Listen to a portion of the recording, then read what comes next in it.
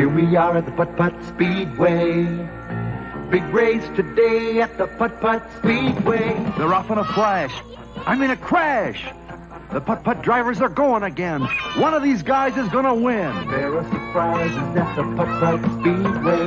Lots of fun and thrills at the Putt-Putt Speedway. It's ripping, roaring, racing fun. Putt-Putt Speedway comes unassembled with race cars, drivers made to fit them, and everything else here from Mattel.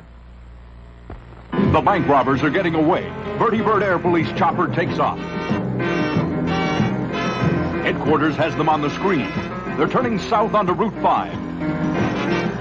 And you're after them. You drop the roadblock and go for a hookup. Now you move it forward, steady it, and lower it. You've got them. Now you bring them in.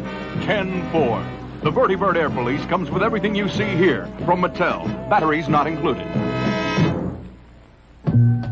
Jamaica, the warm, exotic island in the Caribbean, has a bustling tropical city. Summery mountains, sizzling nightlife, sunny open-air markets, many beautiful beaches, and all kinds of warm, beautiful faces. Come, our warmth is just hours away. Because so many Americans think getting drunk is fun, we thought you might like to join us in the National Drinking Game. Just answer yes or no to the following 10 questions. Do you talk a lot about drinking? Only when I'm awake. Do you drink more than you used to? I try to. Do you gulp your drinks? Only out of a glass.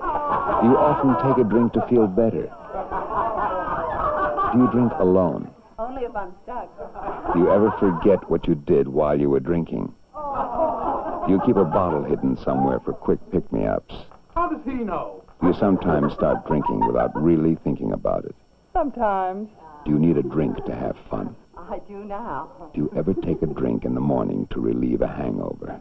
Uh-huh. Congratulations. If you had 4 or more yes answers, then you may be one of over 9 million Americans with a drinking problem. Coming! We're coming! Oh, thanks, man from Glad. Uh-oh. Here comes old Thin-Bags Blevins again. You'd think living in this town he'd know. Glad garbage bags are the ones that really hold the load. That's why they're called the strong ones. Right, man from Glad? Right. I thought I was going to be late for the garbage truck. No, Mr. Blevins, you're just in time. Jump right in. Glad garbage bags, the strong ones.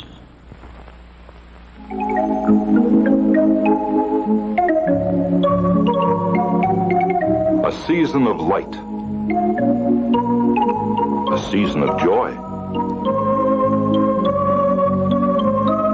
A season of festivals. A season of peace. A season also to remember safety pays. Make sure your light cords and holders are in good shape and that new ones carry this label.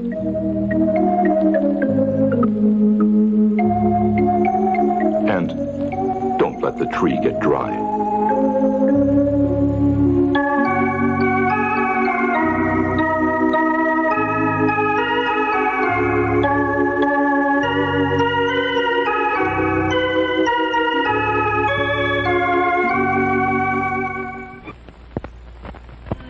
Even though I don't spend my whole life in the open air, I try to look as if I do. I even want the color of my hair to look as healthy and natural as sunshine. And I want my hair to be silky and nice to touch. That's why I like Nice and Easy. It's got built-in conditioners, and the color looks so natural, it lets me be me. I guess that's why Nice and Easy is the best-selling hair color. What makes Food City's countdown prices such a great value? Food City's quality. Canada Grade A beef, carefully trimmed by master butchers. A wide selection of fresh, domestic, and imported fruits and vegetables. Quality dairy products, so fresh they're guaranteed. And baked goods prepared fresh daily under rigid supervision. You get quality And countdown prices at Food City, where the cost of eating well is lower than you think.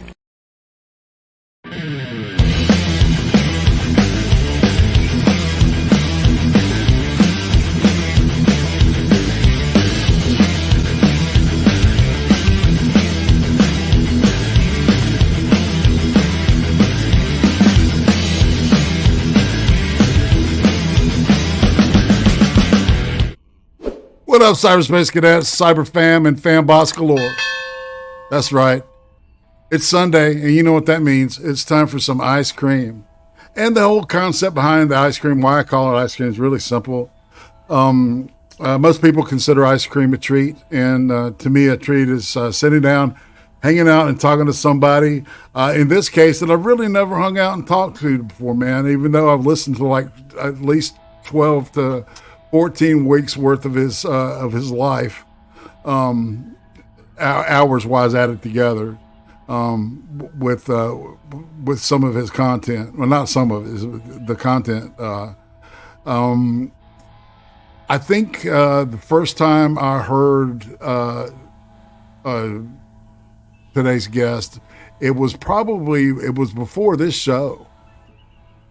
Because that's where I discovered it was on Sundays, and it would be he and a guy named Mad Dodge would be talking this extremely detailed content, historic recount of the Civil War day by day, man, and it was like, holy shit, this is some crazy detailed stuff, and so and it's like, and I've had him on my list forever.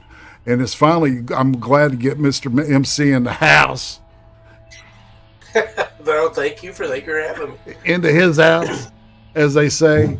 Yeah, man, you know, it's like, because we'll talk later about, I've got a little love for history. It's just, it's not as detailed as you, man. I'll put it that way. Anywho, all right, so welcome to the show. If chat, if you've got anything, let's say hi to him first. Let's say hi to that chat. Hello, everybody. That's right. I see. All right. That's like, yeah. You remember Miss Nancy on Romper Room, and she'd look in her mirror and she'd say, "And I see Johnny." Oh my God. And I see Timmy. And you know, and it was like she'd say my name, and everybody go, "Holy shit, she can really see me." You know, I was a gullible young. I actually do remember that. I do. Yeah, Romper Room, dude. Romper Room. Romper Room was the predecessor for Sesame Street for all those you new age kids. All right, who didn't know? Yes. In fact, I remember watching Romper Room. All right, actually, in school, they used to have that. That used to be part of our way back when in kindergarten, they would show you on Romper Room. I think it was just so that the teacher could go, okay, let me go in the back room and have a little nip or two. Yeah. Right. Exactly. I got a audio. Let me get that. All right, production looks good now. Nothing's boomered yet, so I just doomed myself. All right, so Fat Andy, greetings. Let's say hey to Jensen Quinn. I salute you. Sir Adamantine, greetings. Yeah, he is a sir, so I need to salute him, I guess, too. Uzi Q, my one and only. Pinoid News, greetings, sir. I can't, man, I wrote down the thing you wanted me to ask him, and I fucking threw it away. You know, so he has, remember Friday night when he said something about a certain name? Mm-hmm. What did he mean by that? Walk me through that. I'm not really sure. You'd have to ask the whole thing. I do kind of remember, but I don't remember exactly what he was asking about. Well, he'll probably write it down and present it at the proper time, which will be near the end. So everybody, if you've got some questions for Mr. MC, I'm just going to call him MC people, okay?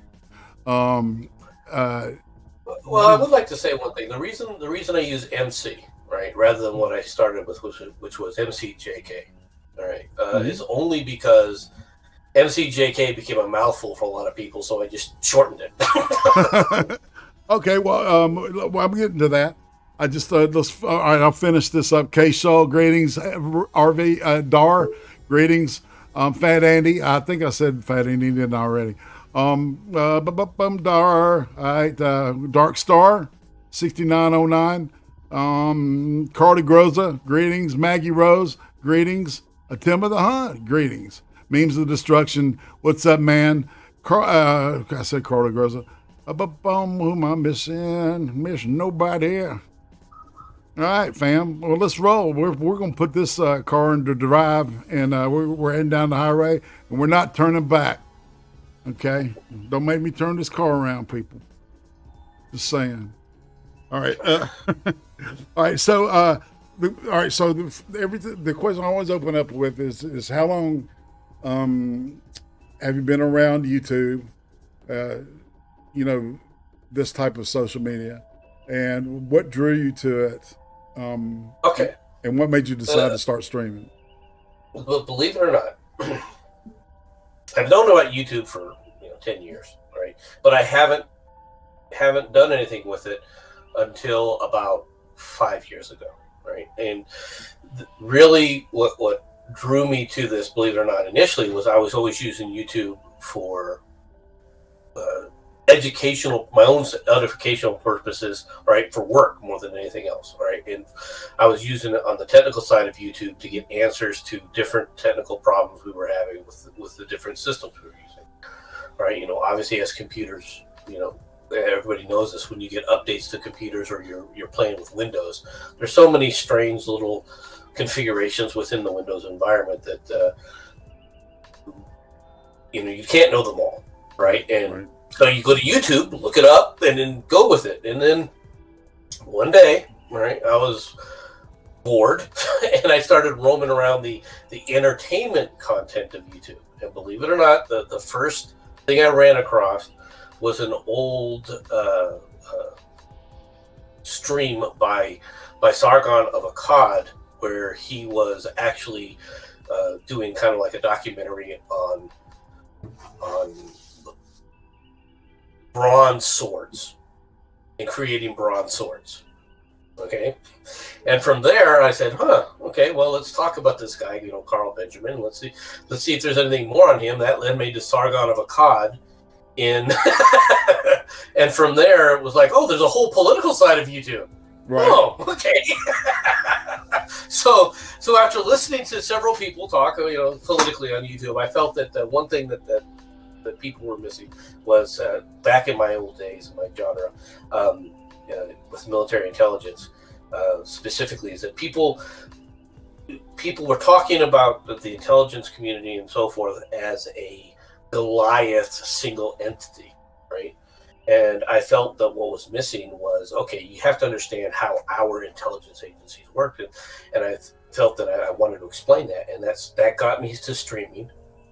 And then from there, I got into a rhythm of doing live streams, all right, in the morning, just to comment on the day's news, right? So Monday through Friday, I was trying to do just an hour on day news, and of course, that has expanded to a point where I was doing it, Monday, Wednesday, Monday, Tuesday, Wednesday, Thursday, Friday, and then I've cut that back down right now because I can only do Monday, Wednesday, and Friday because, well, quite frankly, real life has intruded and there's some extra work that I need to get done. That's probably for the next month or so. I'll probably be on Monday, Wednesday, Friday, but I'll eventually get back to Monday through Friday mornings for live streams. Cool. All right. So talk a little bit about your content and this is a question I ask everybody. How much of what you're giving out there, how much would you say is the real you? Okay. Well, what I do is I'll take my initial intention, all right, was to do 10 news stories. Right now, there's just too much news for just 10 news stories a day. Right? So that has just expanded. Now, I try to bring in a little bit of levity, all right, within it, all right. But basically, it's MC rants, so I'm ranting, okay, about the different aspects of society and political news as I see it. Now, how much of the content is me and how much of it is not? I'll be really frank with you. The content, what's being said, all right, is me. All right. The emotional behind it, the scenes, is all drama. Okay, I'll be perfectly frank. So most of it's not that what I'm saying isn't what I mean, but the emotional overlay that I'm placing in, I'm intentionally putting in the emotional overlay. I'm just letting the emotions run wild and in a larger context, and so I sound more ranty than I probably really am. Yeah. So I'm saying I can't rant. So yeah, but you're saying you're hamming it up a wee bit. You know, a wee bit. Yeah. Yeah. I feel that totally, man. I totally get that. So all right. So why MC? All right. Well, MCJK has to do with part of my name and also some other aspects of my life. Right. That's why there's 4 letters rather than just 3. Right. Right. And so that started with MCJK. Right. Now, the M and the K part are a part of my name. All right. The 2 middle parts are something different. All right. That I have. And what I found was other people that I was streaming with, right, when they would try to talk to me as MCJK, right, it became a mouthful for them to remember the whole MCJK part. So I said, you know what, I'll just cut it down to MC. All right, it's not because it's not Masters of Ceremony, and I'm not trying to do a play off MC Hammer, right, which everybody seems to glom onto. All right, but I thought it was Motorcycle Club, man. Or could I was Mad Dog did think it was Motorcycle Club as well at one point. He said, "Well, it's Motorcycle Club." No, I'm not that. I'm that individualistic, I would say, but I'm not. That's not my personality. I don't have a motorcycle, unfortunately. I would like to get one. There's no way that my spouse would allow it, but I would love to have one. It's not in the cards anytime soon, unfortunately. I understand. All right, so this is the food question. All right, so is there a food from your childhood that you hated as a kid, and now as an adult you like it, you enjoy it? What would be a good food from my childhood? To be honest, all right, I would have to say salad, right? Lettuce. Yeah. I never really liked lettuce as a kid. Right? It's not to say that I hated it, but I never really liked it as a kid. Yeah. I was going to say it's water and cellulose, right? pretty much. Pretty much. But now as an adult, I do enjoy it. All right. Now there's certain foods that I've always tolerated, but I've come to love. All right. For example, broccoli. I used to tolerate broccoli. All right. I actually really enjoy broccoli now. Yeah. I used to I didn't hate it as a kid, but I didn't go out of my way to eat it as a kid. Now I'll go out of my way to eat broccoli. I still won't eat asparagus though. Asparagus is fine. What quadrant of the United States are you in? Are you in the United States even? I live in Tucson, Arizona. Okay. All right. But that's not where I grew up. Depending on how long you lived there, you may have met my uncle. He's passed away, but yeah. The reason I'm in Tucson, right, has to do with the last duty assignment that I had. The last duty assignment I had, a combination of things, but the last duty assignment I had was in Fort Huachuca, all right, which is just in the southern part of Arizona. And as I was transitioning out of the military, my wife went to live with her mother, my mother-in-law, who happened to live in Tucson. And as we were transitioning out, I got offered a job to stay in Arizona, so I stayed. Now, I love the desert, I'll be honest with you. I've always loved the desert. I hate cold weather. Right? I can be hot and I'm uncomfortable, but when I'm cold, I'm flat out miserable. All right, which most people, when they find out that I came from Nebraska, are like, "How can you stand the hot weather?" I'm like, well, let me tell you. When I'm cold, all I can think about is I'm cold.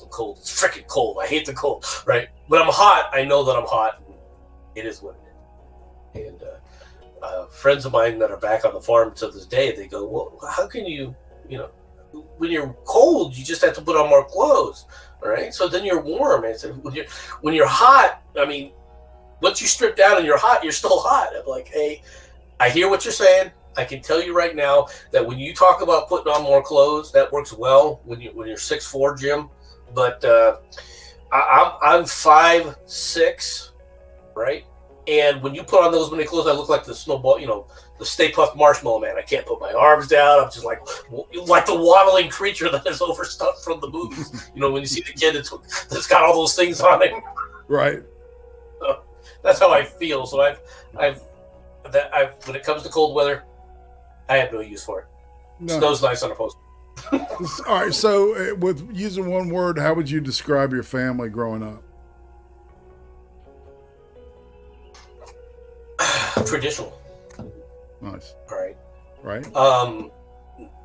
Not traditional as in the way, it's just the average. It would be considered the average family unit. I had 4 brothers and sisters. I lost one of my brothers when I was early on in my military career. But we were just average in many ways. We went to church on Sundays, all right, but we weren't. My family is religious, but not Bible, not Bible thumping, traditional things, right? Right. My father was the traditional family homemaker, or provider rather, and my mother was the homemaker. Right. Early on, my mom, for a short period of time, was working in the same job, in the same business where my dad worked, but she quit that to be a 100%, a full homemaker when there was 3 of us early on, and the fact I think that she was worried that I would turn into a little kitten to prevent me from from going on there. But my dad is a very quiet individual, all right, under normal circumstances, but has a temper. All right. My mom is more the outgoing, says exactly what she thinks on her mind, all right, to anybody and everybody, but at the same time she doesn't have that fiery personality, right? So she's much calmer, right? And that was how we grew up. I have an older brother that's 1 year older than me, and a younger sister that's 1 year younger than me, and so that just we were just a regular family growing up on the farm unit, all right, that worked like that. And I personally was what I consider the black sheep of the family. All right, I was always going to do things my own way, so that's one of the reasons why I'm the only one that went into the service. Right. And really, that's a great answer. And it's good that you got into the detail with birth order and stuff like that. I really, I don't know, man. I love people, and everybody is so unique. So, all right, who was the most influential person in your family, would you say? Well, really, the question is the most influential person from your childhood. So, the most influential person from my childhood was whether I recognized it at the time or not, was probably my father. Mm-hmm. Right. Although I can't. The thing about that question is, I can't discard the influences that my mom had, but the overall influence of where I would go and what I should be doing with life, right, came from my dad. Mm-hmm. Right, came from that traditional role model. This is what it means to be the father. This is the father figure. This is what it means to be a man. This is how you should live your life. All right, as a man. Right? And I didn't necessarily follow in those footsteps because my personality is nothing like my dad's. Right. My older brother has my dad's personality. Almost down the line, right, in a lot of ways, except for the fact that I think Mike is probably more calmer than my dad is, right? My dad has he's a very quiet person, but when he blows up, he blows up. Right. Right. And in that regard, my older brother Mike had probably the best of my parents' personalities. He's a much quieter, much more reserved than my mother ever was, right? But at the same time, he's more even keel than my dad was. Oh wow, okay. Right? That's the word I was thinking, even keel, before you even said it. Yeah, that was a good. Go ahead. It's just that my dad he sees things in a very specific way, all right, in life, right? And I for me, I probably took the two worst aspects of my parents' personality, because I've got my dad's temper, all right, and I do have a temper on me, all right, and not in a physical sense, but in a loud sense, right, in an argumentative sense, and then obviously my mom's outgoing personality. I like talking to people. I enjoy engaging with people. Right. So, and that's something that you don't find very often today. Right. Is a very outgoing personality. I tend to be very blunt. All right. Like my mom. All right. But as far as can I get angry? All right. Yeah. I told people this many times. Right? I've got all the patience in the world that you would ever need. It just takes me 5 seconds to lose it all. Right. I totally understand that, man. So what kind of kid were you? I was an outgoing child. There's aspects of me being shy that still exist today, but I was a very outgoing child. I would be the first person to go out and try and meet you. If somebody new came in, I'd be the first person to try and talk to you. Right. I would go out of my way to seek other people to see things. At the same time, there's certain things that, because of my upbringing, I am very reticent to talk about. Okay, I've my own family. I don't talk much about them, even on my shows, right? Mainly because that's something to keep safe. That's something, that you don't necessarily need to know about my exact family and everything. Well, I don't mind talking about my growing up with my siblings and so forth, and my parents and so forth. That's far enough in the past that they're safe. They're secure. But my children and my wife and everything else, I'm a lot more protective of. I get it, and that's the kind of the way that I've got. I try to word the questions to where the person that can take it, on any length depth they want to, right? Detail wise. I try to have it general so we can, you can focus in, or keep it general, which is. I don't think you pry at all with your questions. I think your questions are well done. I have no problem with answering any of them, and I'm going to answer them, as I'm comfortable with anyway. Exactly, man, and that's the point. That's exactly the point. Is that you have a good time, and I have a good time too. And I truly enjoy just doing this, hanging out. So what about holidays? You have a holiday or season of the year that really lights you up? Thanksgiving. Okay. Thanksgiving, even now, all right. It's changed with my own family. My direct family now being my wife and my kids, versus when I was growing up. But Thanksgiving, I always look forward to Thanksgiving. Right. So, all right. So, is it stuffing or is it dressing? It's neither. It's mashed potatoes. Okay. It is. There's this becomes, by the way, just letting people know. There's certain foods that my wife loves that I absolutely hate. All right, and always have, and that's cranberries. All right, my wife loves cranberries, and I absolutely despise cranberries. And I've always loved peas for whatever reason. All right, especially when you mix them with mashed potatoes. Okay, my wife despises peas. Right, so Thanksgiving is the one time that she will actually always make sure that we have peas, although she won't eat them.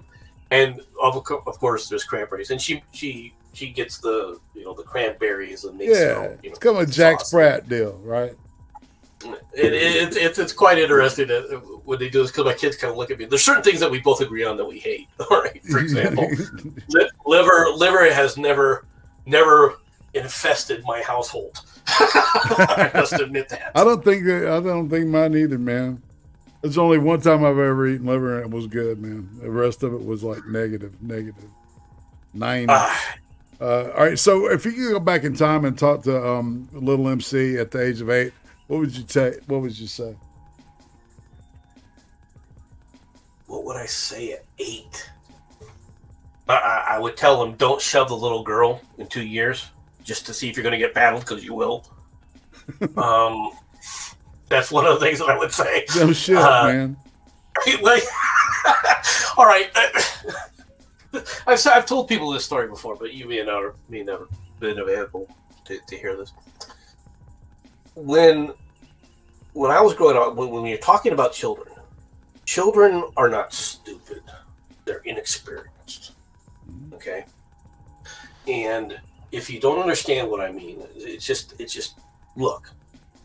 When I was watching my son, and I would tell my wife, my oldest son, I said, watch, he's going to do this. And she goes, well, how do you know? Are you a mind reader? No, you can just see what they're paying attention to, right. And you can put yourself in that situation. Like, here's what's going to happen. Right. Well, yeah. If it's raw experience, right? It's gonna be like that. Right. But my wife's experiences growing up are completely different than mine, especially when it came to being mischievous, for lack of a bit. Well, really, when you're growing up, you're learning, right? So you're a bit mischievous if you're, at certain times in your life. My wife didn't have that experience the same way. And so when it came to spankings and things like that, she grew up in a household where she was never spanked, right? And she had must have been nice. She had three other daughters, or 3 sisters rather. Right. She had 3 sisters and a whole passel of brothers, like 4 brothers. She had a large family, right? And she never was spanked. They didn't spank her. They would get into fistfights with one another, right? But the boys would, right? But she was never spanked. And the reason she was never spanked is when she was told to do something, she did it. I said, well, what if you didn't want to do it? She goes, but you were told to do it. It's like you obviously didn't grow up anywhere near with me, and I related this story to her, and she honestly doesn't believe it to this day, but it's a true story. All right, I knew very young that if you didn't put physical limits on me, then there were no limits. I would do whatever the hell I wanted. Right. Yeah. And I remember, and I relayed this story when I was 10 years old. I was told that the school, right, they would paddle you, right, if you acted up. Okay. And so I was like, well, really? Okay. Well, I waited till it was recess, and I made sure that a teacher was there watching me, and I shoved this little girl. To this day, I have no idea who it was. I don't remember who she was, right? And I shoved her to the ground to see if they would promptly take me in and paddle me, which they promptly did. Right? And I was like, okay, there's a limit. Heaven forbid if they would not have done that. Honest to God, if they would not, because when you have a child like me, right, who looks at things and goes, okay, words are words. When you truly learn that words are just words and you can ignore them or accept them however you want, then as a child, you have to look at other things. Now, my wife looked at me and said, how could you do something like that? Don't you think about her feelings or anything else? No, I wasn't thinking about her feelings or anything else, right? Because I'm sorry, but I wasn't. I was 10, right? You know, logic at a 10-year-old's level is, what do I get to do today? Exactly. There's so much adventure to be had, going out in the world and seeing how things are. But that doesn't mean that everything that you're going to do is good, right? But at the same time, right. Sometimes you got to find those limits, man. You got to find out what you're going to get an ass whipping for. You don't know. You know, I was playing doctor. You know what I'm saying? And so is shit. The closest I can say. No, the closest I can say that I got an undeserved spanking for, right? The closest I can come to that was actually later on in my life and I know why my dad did it, right? But he was wrong because he didn't see something, right? And that was, believe it or not, we were tying a knot on something that to lift something on the farm. And of course, if you tied it wrong and it came loose, it could be a danger to everybody and kill them. Wow, yeah. Right? And my dad thought that I tied the knot wrong. And afterwards I showed him, look, I tied it right. You just are looking at it from this point. And he apologized later on. So it's one of the few times my dad's ever apologized to me, but he did apologize to me for spanking me for that. Right? But that was much later on in life. All the other things, I wouldn't say all the other spankings I got, I earned them. in some ways, I definitely earned more than I got. Right. Well, see, and you know, it's like, all right. So I don't know, like when you grew up, right? But it sounds like you grew up close to the time when I grew up. You know, and it was like there was no ADD, there were no peanut allergies. You know, it was just being boys, right? Yes. And, you know, it's like ADD, it's like they're treating all these kids, and it's like, holy shit, they're treating them for being boys. I'm just saying, you know, boys are kind of like that, kind of dumb, you know, kind of, you know, goofy about doing shit, and, you know, got to see what happens when I twist the screw this way, you know? Well, what's worse about that is you know, you suspect, I should say, what's going to happen. Yeah. You just need confirmation. Mm-hmm. Right? You just have to. I mean, I remember, for example, the storm would come through, right? And in the grove, right, tree branches, these big branches would come down, right? And me and my brother, you know, picking these things up. We just saw Star Wars for the first time, right? It just came out in 76, right? 77. Came out with the branches, and we're whacking at each other with these freaking branches. Yeah. Now, my dad, he didn't have a problem with it because as long as you pick, you know, first of all, you're picking up the dead branches that need to be picked up anyway, and when you're finished, as long as we put it in the wood pile to burn, it was all well and good. But my mom thought we were going to kill each other. Right. Right.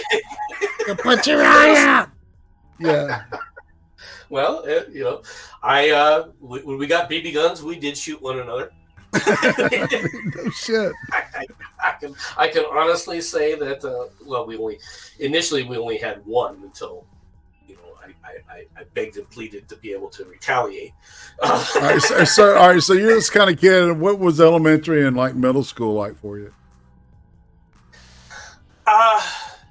Elementary school was difficult in a way, because the first thing is that we call it dyslexia now, right? Right. I had dyslexia and I had it bad.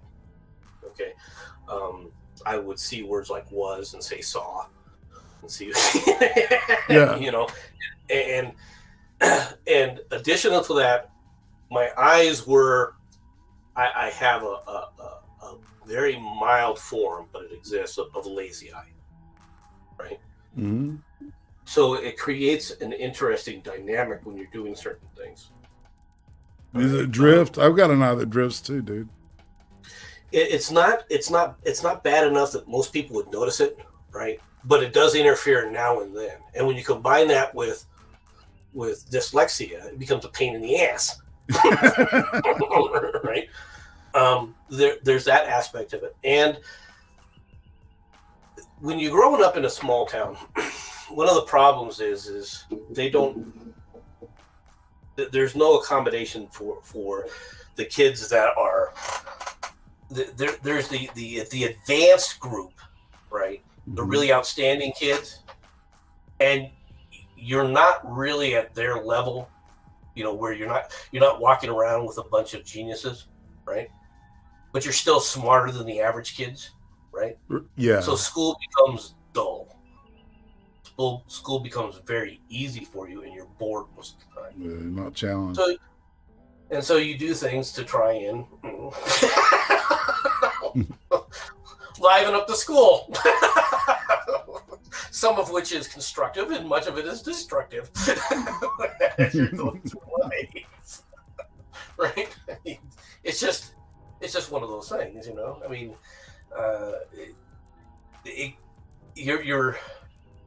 I really needed to be somewhere in some kind of an advanced class of some sort. All right. The problem with advanced classes at that time was much of it was focused on reading, right? Which is a pain in the ass when you have dyslexia, because you'll read wrong and then they'll correct you and you go, you're not smart enough to be in the class. You see what I'm saying? Right. So it was kind of one of those weird things. I can also remember in the 6th grade one time, and I'm trying to remember what they were talking about. Was it adverbs or adjectives? It was either adverbs or adjectives where you're using it was adverbs. That's what it was, right? Where you had to use an adverb in a sentence, right? Well, being the contrary, kind of person that I was, you would do things like as fast as I would say things like a turtle instead of as fast as a cheetah. Everything else, right? Yeah. Just to mix things up. And when the class started going around and they wanted you to read, your adverb or whatever, I was mortified. And the reason is because everyone was doing the boring thing, as fast as a cheetah, as fast as a rocket, that kind of stuff. I'm the only one doing something that's on the negative side, on the other side of it. And I remember being mortified, right, in school about that. And the teacher, I refused to read. So the teacher kept me after class and then said, let me see your paper. And I showed her my paper. And she goes, there's nothing wrong with any of these, right? But none of the other kids would understand it.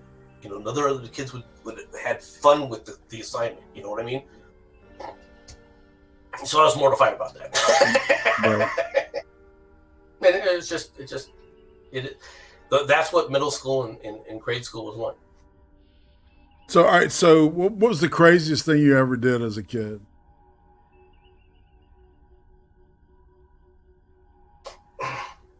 Craziest thing I ever did as a kid, as a middle school or high school. Well, let's say middle school, and then we'll go into high school and talk about middle school. I built a ramp for my bicycle, right? And we had this nice hill that we would go down, and we hit that ramp, and I had gotten it so high that literally when I came down, I actually snapped the pedals off my bike. Dude, that's crazy. Man, we must be near the same age. Did you go see the Evel Knievel movie? Oh, yes. Evel Knievel was a hero for all of us. Exactly, man. How far can I fly on this bicycle, and how much stuff can I go over? Yes, we were. Well, and then I got into the stunt part of it. And I was like, all right, so how do I wreck them? How do I do a good wreck? It's like, yeah, that's brilliant, IRATE. Jesus, stupid. That's why I put that. That's why I put that question in, is because I've done some stupid shit as a kid.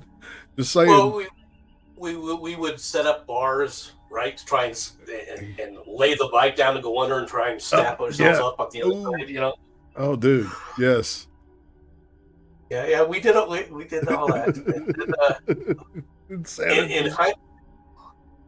In high school, the craziest thing I did in high school is I actually built a pipe bomb. that I a friend of mine. Now I was like, okay, let's build a pipe bomb. No problem. We'll build several pipe bombs. And my idea was to use Estes igniters. All right. Yeah, Estes rockets. Roll out. Yeah. So you could roll that out, and you could get behind things, and you could press the button, and boom. Yeah. Right. You could have an electronic detonation of the pipe bomb, and we built that, and it worked. But my friend decided that no, we'll just use regular light diffuse light things.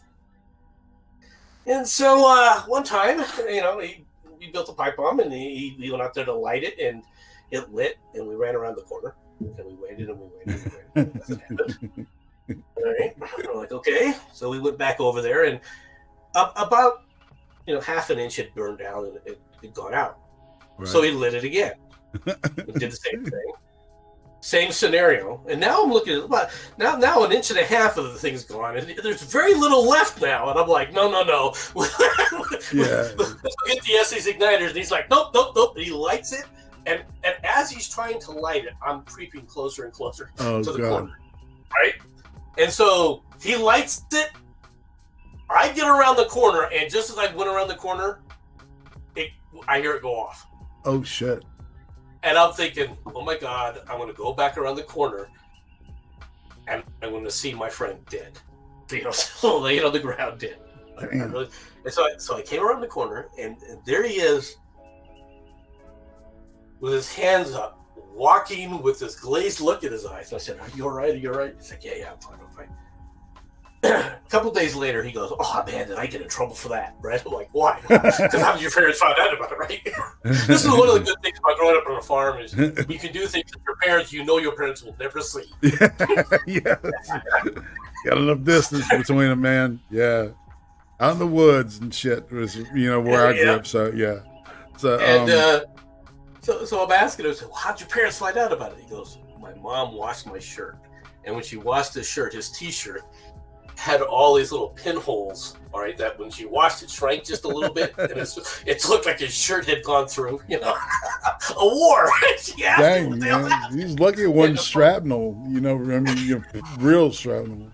Well, yeah, and he did get, I asked him about that. I said, so did the metal hit you? He said there was little spikes and stuff, but nothing really serious, right? Crazy. Luckily, because if a real good chunk had flown off and hit him, he probably would have been seriously injured. Fucked him up pretty hard, Yeah. But then again, he almost shot me one day, so See, man, I totally identify with this. This is the kind of shit I did as a kid. It's like life's an adventure. Live it. All right, so all right, go ahead. You're never gonna. This idea that you can sanitize life, right? It's stupid. You're not going to do it. Your kids are going to do things on their own anyway. If you try to outlaw stupidity, all you're doing is delaying the inevitable. Right? That's all you're doing. No doubt. So all right, so let's shift gears a little bit, all right, and we'll since we're in the high school, and we'll talk about the first time you got fucked up. What was that like? I didn't get drunk until I was in the Army. Really? What about chicks? What was the first time you were with a chick? Or even the first time? That was college. Okay. That was college, but I wasn't drinking in college. Everyone else was drinking. Well, everyone else was doing dope. I had a friend of mine do hash and stuff, and invited me, and I was like, no, I'm not going to do any of that.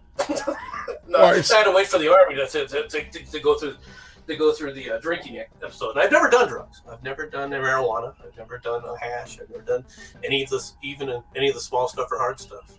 Right. But I didn't drink until I was in the Army, in my first 2 years in the Army. Now, my first girl in college was a lunatic, right? She wasn't a bad lady. She wasn't a bad girl or anything. But she introduced me to, Timothy Leary and some of the other, books and explorations and that kind of stuff. And And I remember specifically she turned me on to the song Poisoning Pigeons in the Park. Have you ever heard that song? Who is that? She turned me on that. It's a song about a guy who hates pigeons and goes out poisoning pigeons in the park. That's the reframe. And then maybe, maybe around 2, you'll do a squirrel or 2, right? God. It goes along the genre of the A Clockwork Orange. Do you think it's right? What's the band? Do you know the band? No, unfortunately, I don't remember it. I'm gonna have to. All right, I'll write it down and look it up later, man. That sounds like, it's like I love shit like that too. All right, so yeah, so she's a crazy one, huh? And she was really my first real experience with that college life, and unfortunately, that led to me basically not going to class and so forth, and just being bored out of my mind, right? And I got kicked out of college because I wasn't going to class, right? Right. So after my first year of college, I decided to just go try and explore things on my own. Went from there to working for about 4 months on a ranch in the western part of Nebraska, and learned that that really sucked. Ranch work really sucked. I mean, I learned it. It's interesting, and I'm happy for the experience. All right, but that quickly got into my brain that I was never going to be a rancher. Well, dude, that's a major heavy physical price you have to pay to work that job, man. It is. Yeah. It's the little stuff that people don't realize. Right? It really is. And then it's the things that happen that will happen on a ranch. For example, at one point we were there was a heifer was her first calf. She was having trouble. Right, so we were trying to bring her into the corral, right, so that we could help her.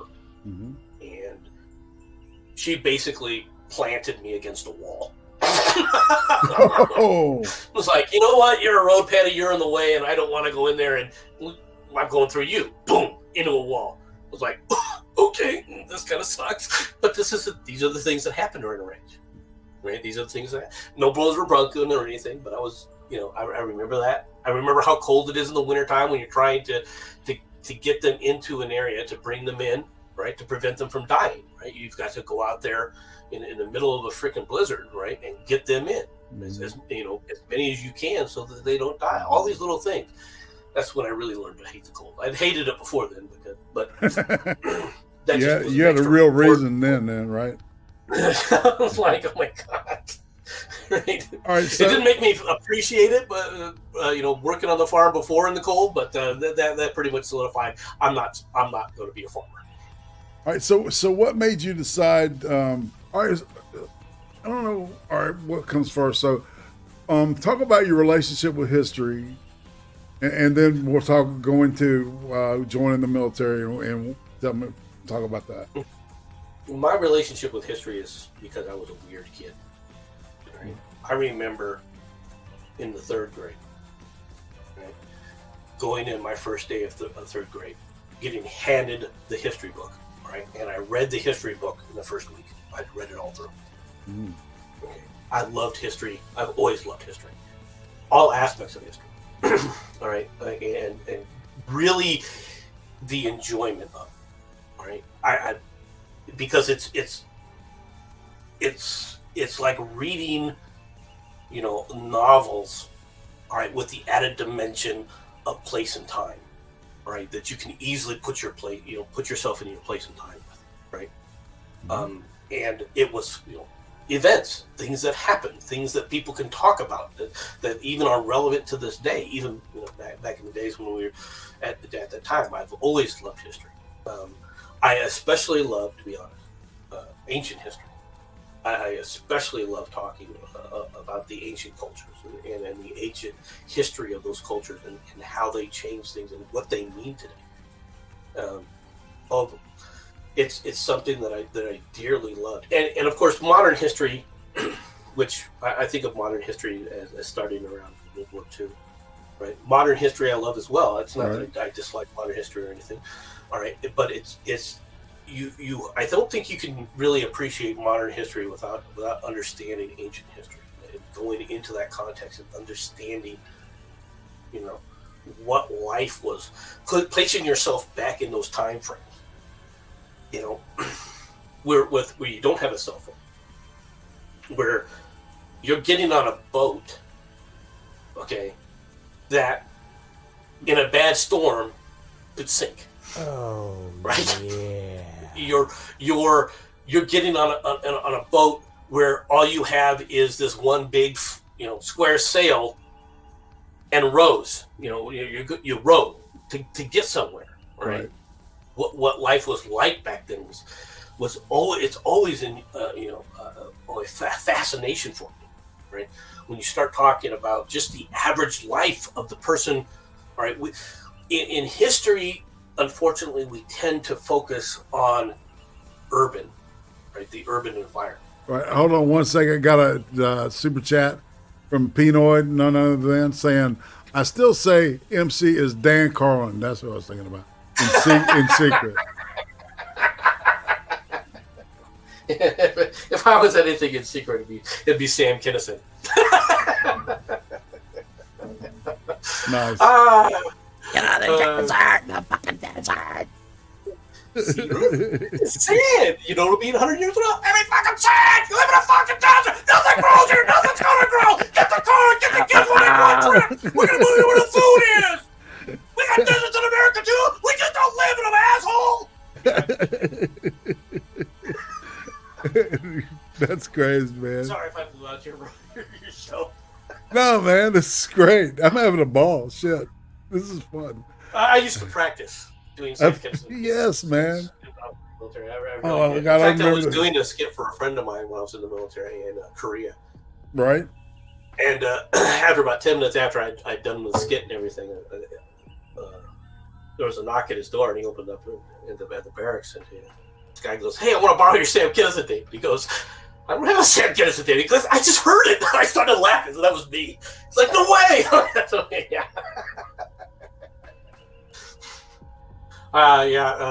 Sam Kinison. I remember the first time I saw Sam Kinison was 85, and I was in the day room of the barracks in Augsburg, Germany, and they had one of my friends had received a tape from home, a videotape from home of the Rodney Dangerfield HBO special. Yeah. Where he does the old getting the corpse getting raped. Oh no, that's a later one. That's a whole lot before that. This is the one where he goes, "Can you do me a favor, Mike? Yeah. Can you get married? Yeah. Can you do me a favor? Remember this face? Ah!" Because that's gonna be your face walking up 2 fucking years. Nice. Dark Star for 6909 says $5. I miss Kinison. I do too, man. It's been a long. We need, it's like creativity and people that are bold enough to flip a finger at everything, or to take the veneer off of it and examine it as it reality. I mean, Dave Chappelle's the only person I can think of right now that's even close to that shit. In today's society, he is. Yeah. But Sam Kinison was that way. Yeah, he was great. He was so fun. Grabs the microphone with that trench coat and that hat of his. Right? Yeah, that hat and his long hair and shit. And he's looking at the audience. Oh, you remember that? Ladies and gentlemen. Sorry, I'm late, video. ladies and gentlemen. Yeah, he had that video. The last hour and a half at a 7-Eleven store going, Marlboro, cigarette, smoky. How the fuck did you get this job? You can't even speak English. I should have shot your ass in the day when I had the chance. That was on the floor wall. I remember that to this day. The first time I saw him was Dude, were you a drill instructor, man? What was your all right? So what branch of the military were you in, and what was your job there? I was in the U.S. Army, and I worked in the military intelligence field as a quote-unquote equipment repairer. Let's leave it at that. So there were, I was in the strategic, the areas that I worked on were the strategic rather than the tactical intelligence side. And we'd be running live mission, right? I was in what they call field stations, and I would be working on the equipment that we were running live missions against. Right. So it was a different. It was different in many ways. All right. It wasn't the average military experience because we weren't going to the field. All right. And we were doing wartime mission without war. All right. So we had systems that were very important to, people, and they would, as long as we kept the systems up and running, for the most part, they were, copacetic. Right. So it wasn't the average, military type of environment. So it's not Signal Corps? No, we kind of looked down on Signal Corps. Be perfectly frank with you. I feel you. Well, yeah. I get it, man. It's like, especially, it sounds like you were working on like highly sophisticated shit, compared to. It was radio too. Yeah, I'll give you an example of something that we, some of the war stories that I would tell and stuff is we worked on something. One of the devices we worked on was called the VisiCorder. It's just a small piece of equipment. It's just a simple blocks, right? And what the VisiCorder did is it used mirrors, all right, with a galvanometer, all right, that would trace signals, right, on light-sensitive paper, right?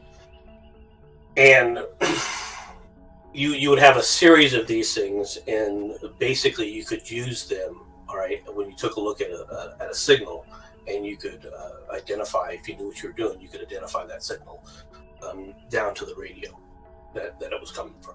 Mm-hmm. Right. Now, of course, that wasn't our job. Our job wasn't to identify the radio. Our job was to, when the VisiCorder broke, who was going to fix it, right? And that became us. There's standard little things because the operators, when you're running 24-hour missions, all right, and that's your world, right? On mids, things are, all the head shed's gone, all the upper, levels are all gone. There's no one around, right? And people get bored. Okay. Now, we would rotate shifts, all right, in my area, once a month. But the operators, the guys actually manning the radios and everything, right? They had to rotate. They were running what's called 6-3 roto, right? Which is they'd use 3 days of swing, 2 days of swings, 2 days of days, and 2 days of mids, and then they would have 3 days off. All right, and there's a reason for that, all right? And what it was is that they didn't want the operators to become comfortable with their targets, okay, that they were listening to, right? So that they wouldn't, and it was to prevent them from making assumptions. Right, from falling into like a lazy habit of recognizing like a signal or something as being one thing when it might be another. One of the things that they told us about, right? One of the incidents that happened was back in 1958 when the Russians were invading Hungary. One of the reasons why they were slow off the ball was because the operators who were paying attention to this got the information that they were invading, but because they just assumed that they were over here, right, in their normal spot, they didn't relay the information. Right. So as a result, our response, the U.S. response, was slow, right? And so to prevent that, they came up with the 6-3 roto schedule for the operators. Now, 6-3 roto is a pain in the ass, right? So the operators had their own way of doing things, and they would, of course, like I said, on mids, they would get bored, so they would send their people out. For example, the new guy that came in there that they're going to mess with, because whenever you're the new guy, you're going to get messed with. Yeah. Write that down. You're going to get they're going to play games, right? It's just the way they do things. Right? Well, they would send these guys to our area for a bottle of Visicorder ink, right? which of course, if it's light sensitive paper and you're using mirror traces to create the things, there's no ink, right? So they would come over to us and we would hand them a bottle of graphite lubricant, right? And let them go back, and then they would look around, because as you're looking at the Visicorder, there's no place to put the Visicorder ink. There's no ink well. So that was our standard. That was our standard reply to that, until one day the guy comes back and he goes, "Okay, I used it, but now it's just not doing anything." And we're like, "What do you mean you used it?" Well, we go out there. He had found a hole that was meant for a potentiometer to adjust these things, right?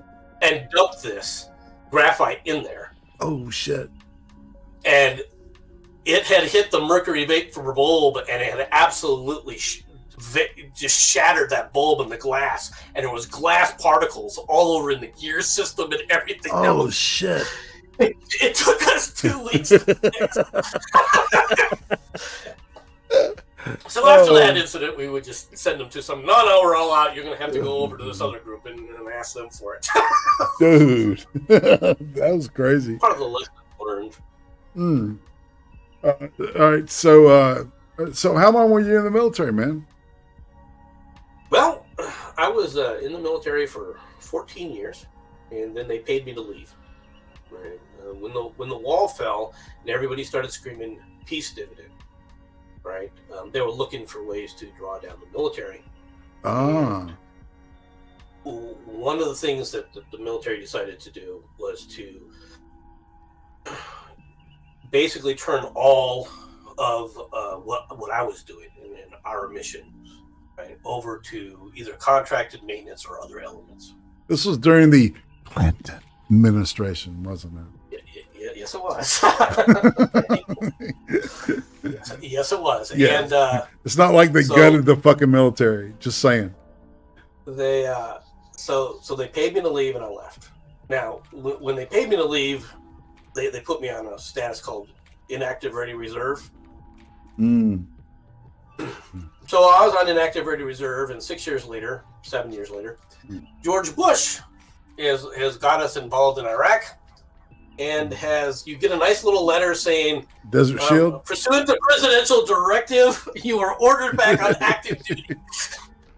And so I got sent back over to go play in the sandbox for a couple more years. Was it Desert Shield?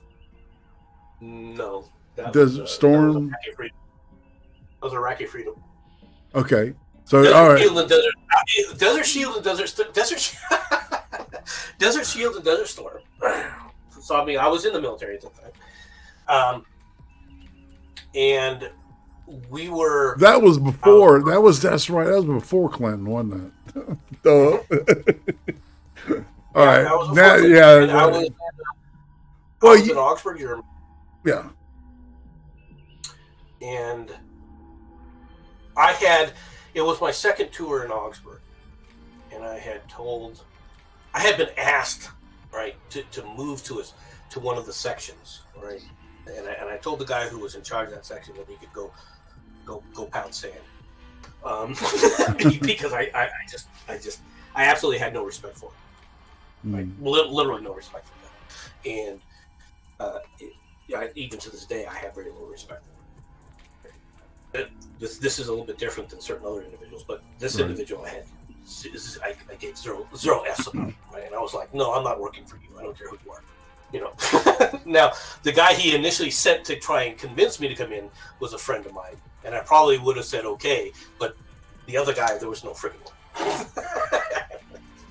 So they had decided that they wanted me, since I had told them no, and I still had, but I was a sergeant. They said, well, what are we going to do with this guy? So they put me in a section that was part of the training sections, right, for training the troops, right?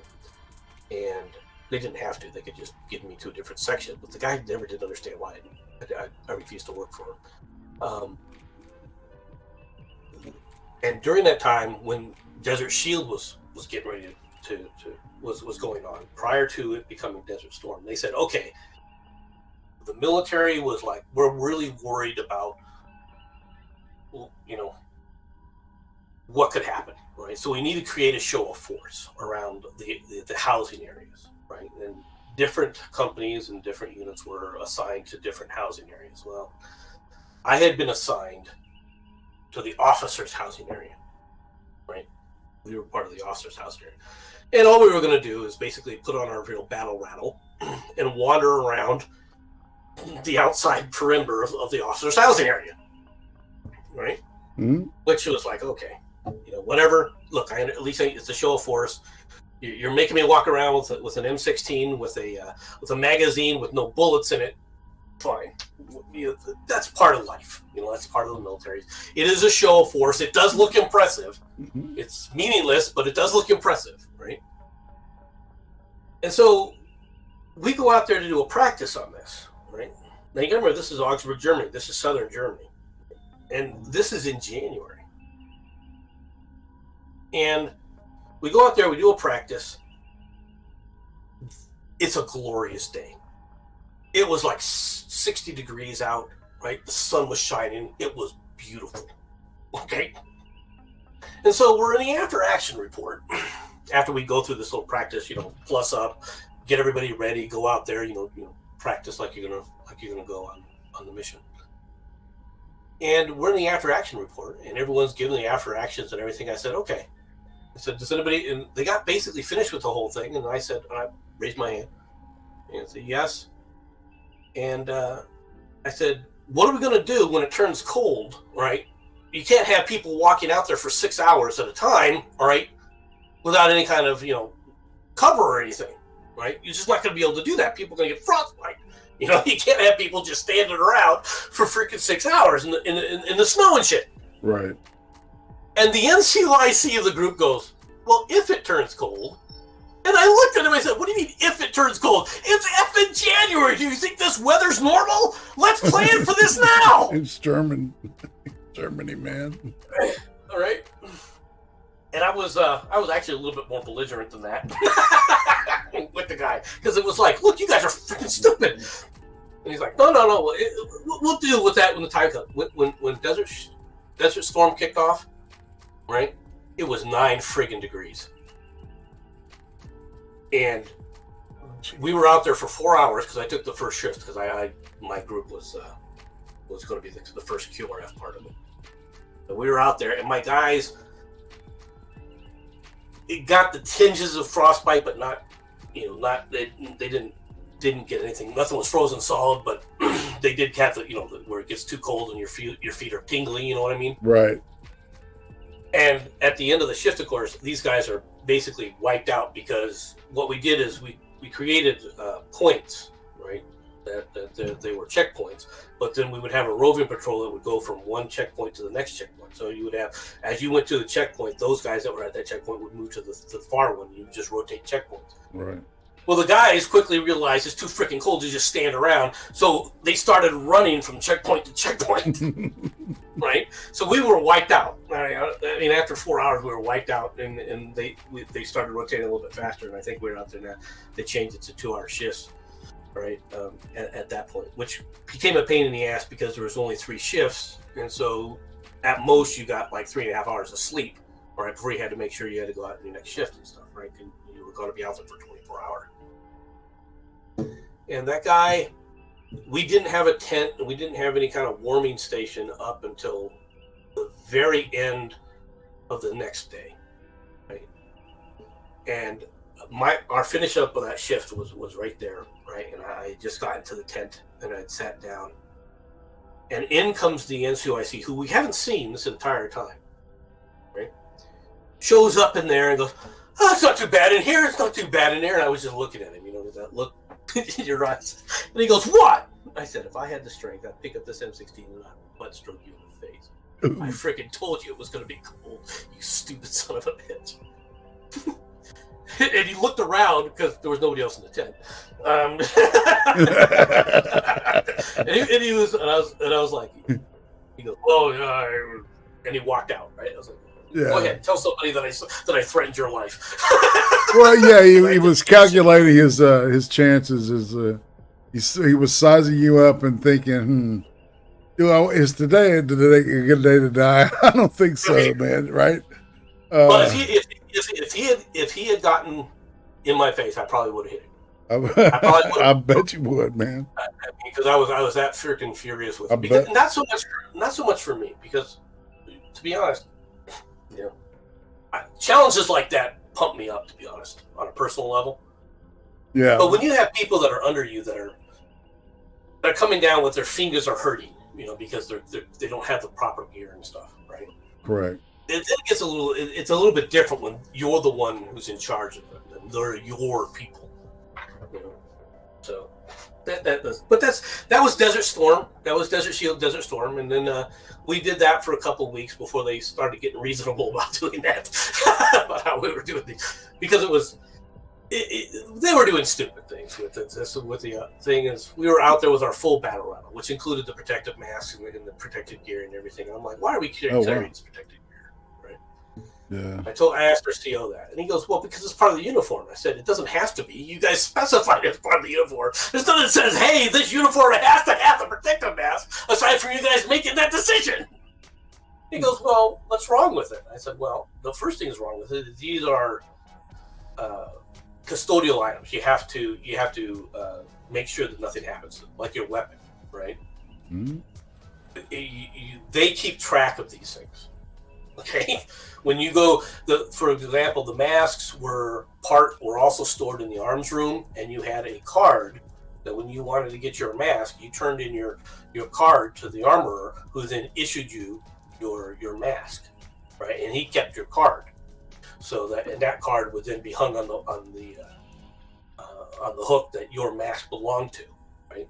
So they were always keeping track, and if heaven forbid, if something went missing, all right, because if you lost a mask, you were not coming back until you found the mask.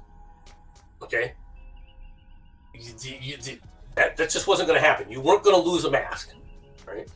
And not my shift, but one of the other shifts, one of their people had dropped a mask in the snow. And they spent 2 hours looking for that thing in the snow. Trying to figure out where it was, right? So they finally found it. But no, that was just one of those protective things that you're like, look, why are we carrying these things when we don't need it? And he goes, well, what if a terrorist comes in and throws some, throws some poison gas your way?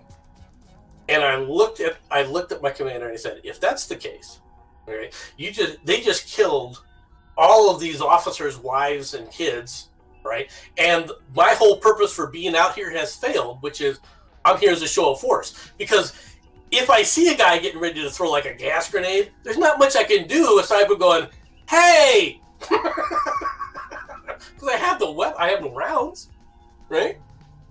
So all we have to do is just put the mask in. There's no reason for us to be carrying all this extra gear. Right. I have no problem with going out here with the M16s and everything else, but you don't need to have things that don't need to be on you.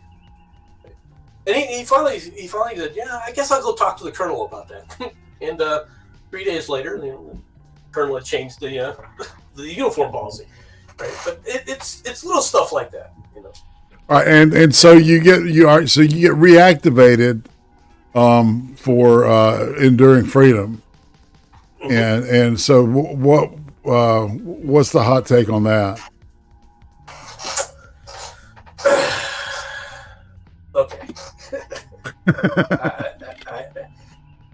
I had been reactivated, and I actually ran into a guy that I had known prior to that who had also been reactivated with me. He was on the same status I was. And he had only been out for 12 years, right? And what made things worse is he and his wife had gone through all sorts of fertility stuff because she wanted to have a child. Right. Yeah. And she had just been announced that she had been pregnant. Yeah. And he got the whole letter. Right? Damn. So his idea is when he goes over to the sandbox, he was going to freaking shoot an Iraqi for every friggin' day he was there. No, he never got that chance, thankfully. That's funny. But and I don't think he actually would have done it. But he was sorely miffed about being pulled back, just like I was. Right? Mm-hmm. And the first thing they did is they took us and they said, okay, you have to go through what they call a regreening process to get you reacclimated to the military. And the regreening process would take place at Fort Sill. So we arrive at Fort Sill, right? And we're at the airport, and I'm talking to this guy. His name's Joe. It really was his name. And I remember you, and we reestablishing the things that we went through in Augsburg and so forth, right? Right. And started talking about the different things. And a guy shows up in military PT uniform, and we're like, to gather up all of us that have come in that are going to go through the regreening process. Right? There's a whole passel of us, right?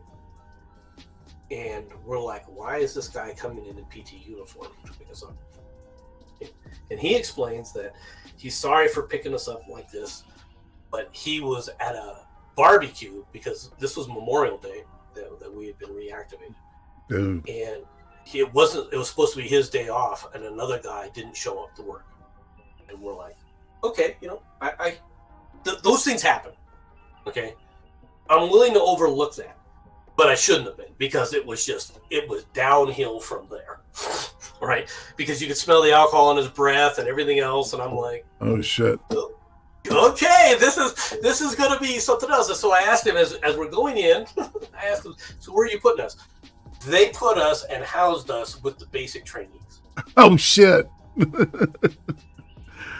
And I was like, whose stupid decision is this? So did they make you go through basic again? No. Oh, thank God. No, it was even worse than that, because they were housing us with them. But you got to remember, we're getting people that have been called back onto active duty. Mm-hmm. Okay?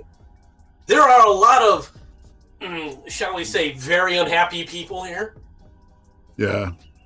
Including a warrant officer who had retired, and they had ordered him back after being out for at least 15 years, who weighed at least 350 pounds.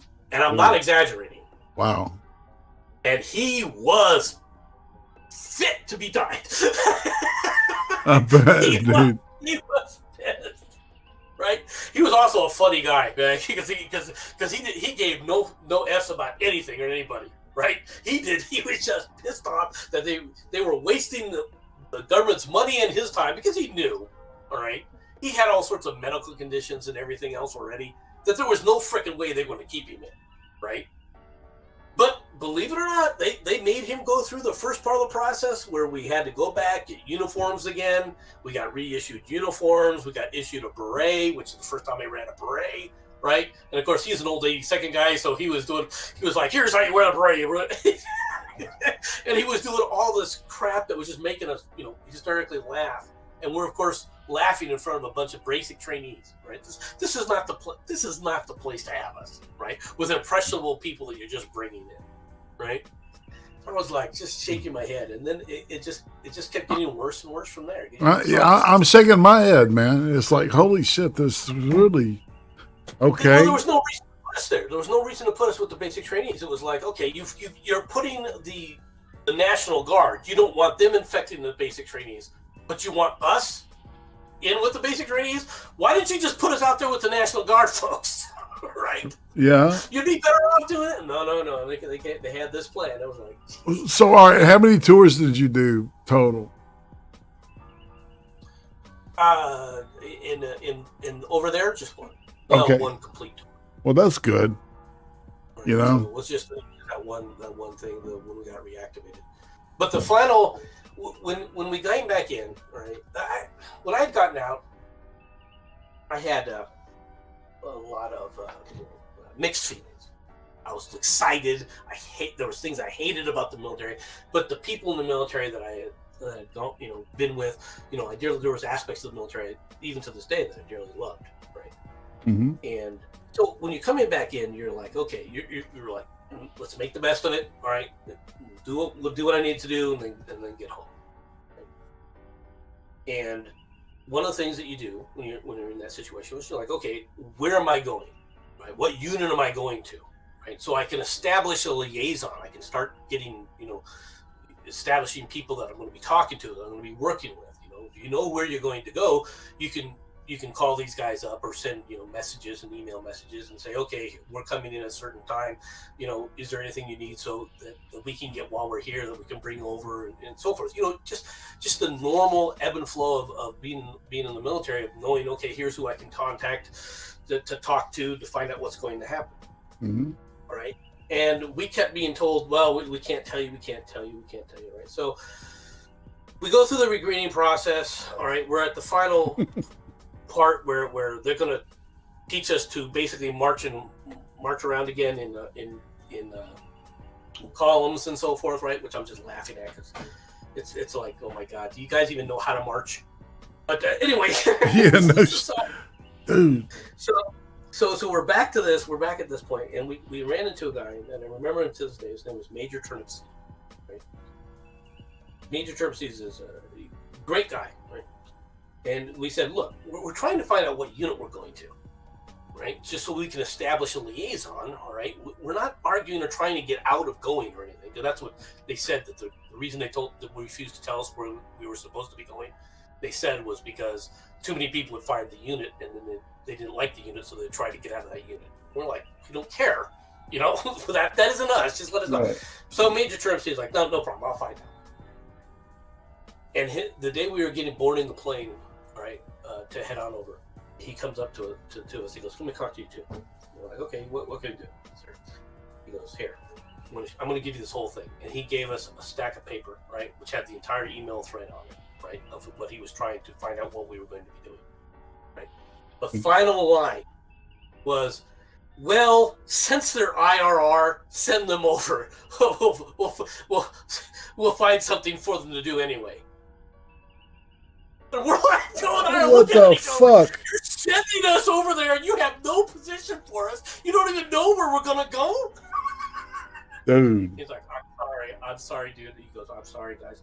I did everything I could, and he gave us the whole thing. Well, I mean, that literally describes the military, doesn't it? As SNAFU, situation normal, all fucked up.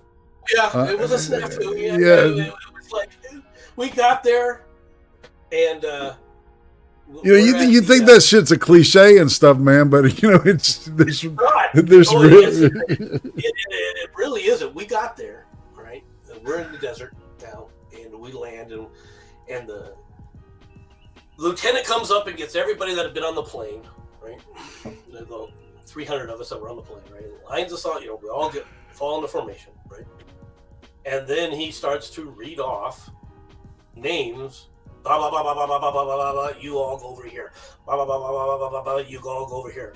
Blah, blah, blah. And he went through the entire thing, right? And then he finished and he walked away, and Joe and I are standing there because our names haven't been called. Right? Whoa. And we walk over to the lieutenant and go, where are we going? And he's like, who are you? Here are our orders. And he's looking at our orders going, man, I ain't never seen orders like this before. And we're like, oh, Jesus Christ. That's crazy. It was one glorious screw around.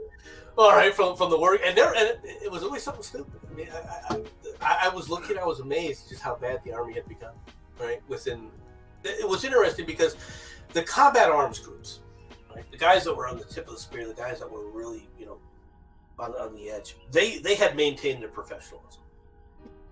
They they were still high morale, right? Professional about what they did, right? But the combat support elements now were totally clueless. They were just lost because they had changed what we had done before, all right? Because they had given it over to other elements. They didn't even understand what they didn't know. They didn't even understand how to get what they didn't know, all right? Because they had lost all the, all the interaction that they were used to, right? And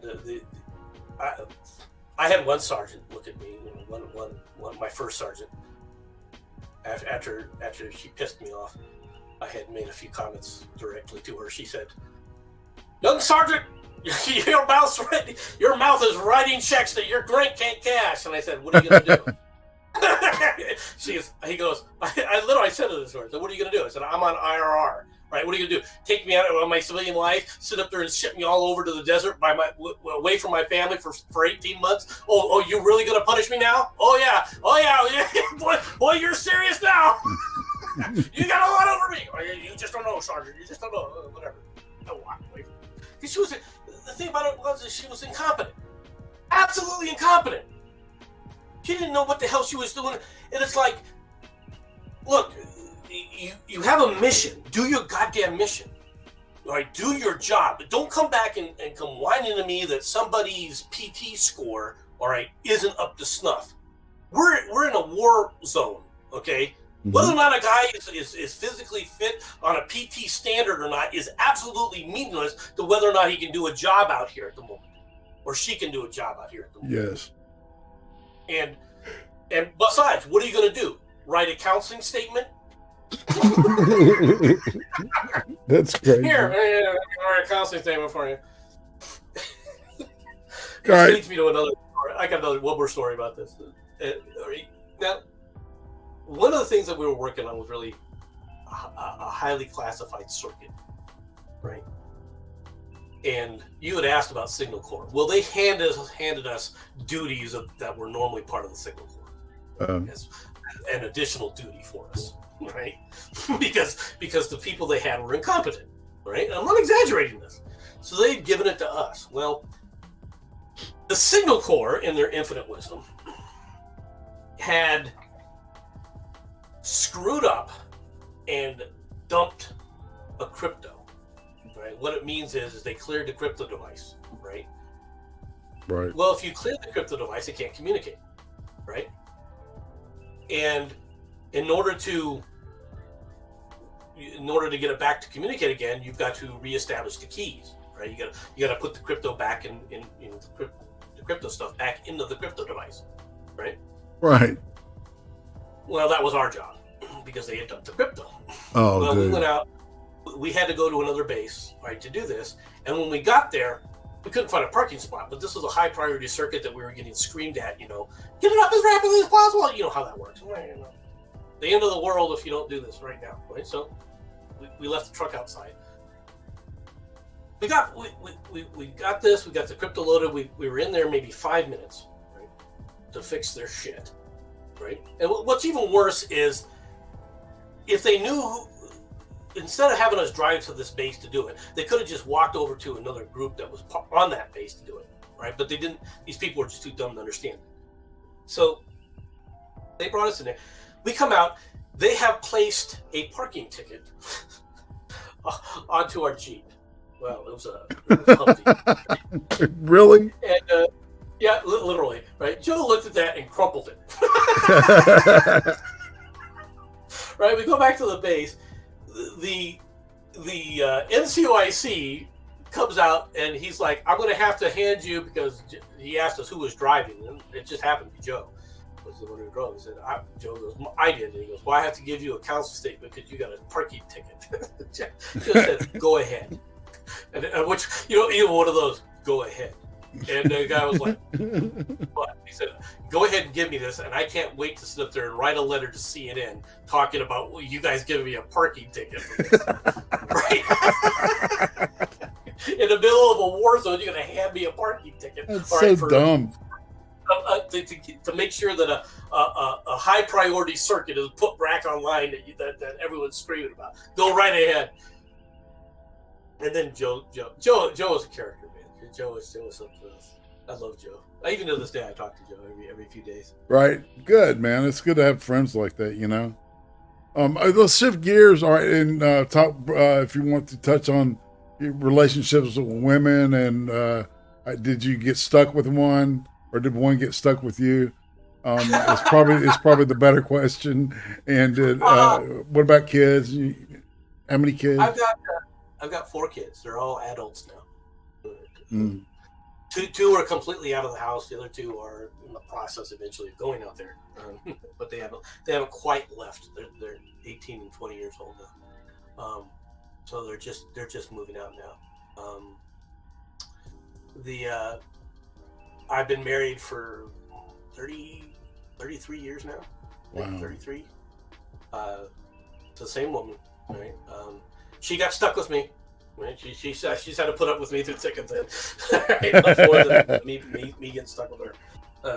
But at this point in time, I'm fully institutionalized from that standpoint. Right? All right. So,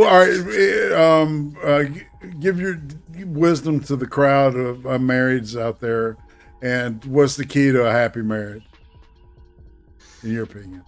Well, all right. First of all, don't confuse the emotion love with love. Right? When you're in love with someone, you'll sacrifice for them from thick or thin. But the emotion heat behind that, ebbs and flows day in and day out, right?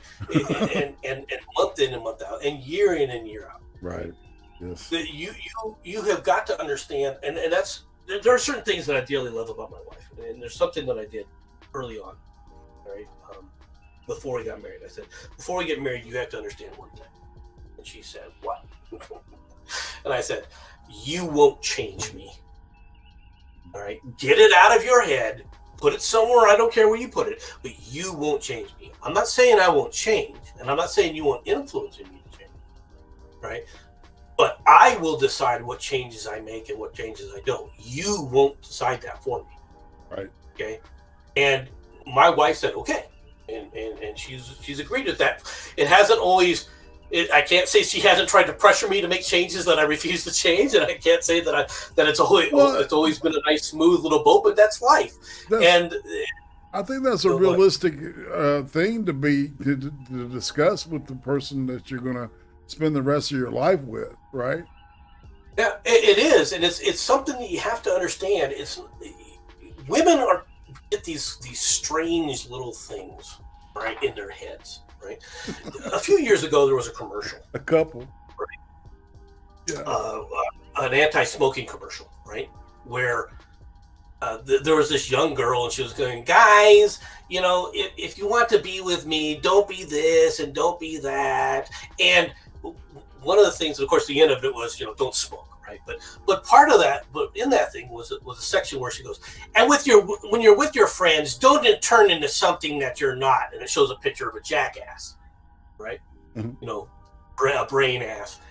And I saw that commercial. I looked at my wife, and I asked her. I said, "Is that what you girls think?" And she goes, "Well, yeah, sometimes."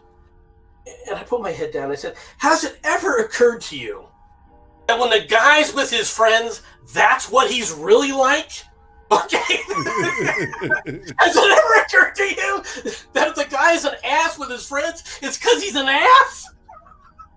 My wife just started laughing. She said, well, yeah. I guess I never looked at it that way. It's like, oh, God, no wonder there's problems with women today.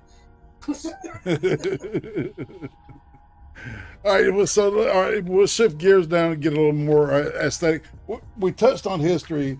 So, all right, who's your favorite history author? Specific author? Well, I don't know if I could call him an author or not. I mean, the character that I enjoyed reading the most about, right, and his works that I've read the most about that I enjoyed was Cicero. Mm. Oh, wow. But if you look at a specific author, all right, at this point in time, I'd have to say Shelby, all right, writes almost exclusively about the Civil War for the most part, right? Right. But I like his writing style and so forth. But I mean, there's an old, back in the day, huge ass set of books called the Rise and Fall of the Roman Empire, the huge volumes. I'm sure you've seen them. Oh yeah. Right. I've read those cover to cover. Right. Wow. I enjoyed those. Wow. Right. Yeah. I was one time I was at Fort Huachuca, and I was reading a book that I had picked up, all right, a textbook on ancient Greek culture. Right? Mm-hmm. I was reading it. I happened to be it was lunchtime, and instead of just going up to my office, I said, I'll just sit out here because it was a nice day. Right, I was sitting outside with a friend of mine who he wanted to talk for a little bit, and I brought him with me because that's what it was, the smoking area for them. Right, so I was busy reading that, and I was just sitting on one of those concrete barrier things, and this colonel walked by and he goes, "What are you reading?" And I said, "Well, this is what I read, sir." I showed it to him. I was like, "So what class is that for?" I said, "What do you mean, what class is it for?" So I know you're not reading that for fun. And I looked over. I looked over at the guy I was with, and he goes, "Yes, sir, he is. He's not in any class." He's like, "Really?" It's like, "Yeah." It's just any kind of history I'll read. Right? There are history, modern renditions of history I dislike probably the most.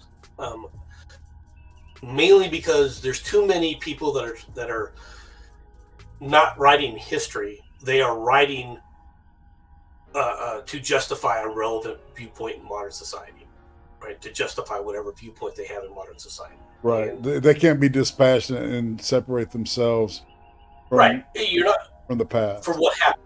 Right. Well, what happened in the past, what history is what happened in the past and why it happened then. Not to try and pick up pieces, this little snippet of history and that little snippet of history to justify a relevant viewpoint today.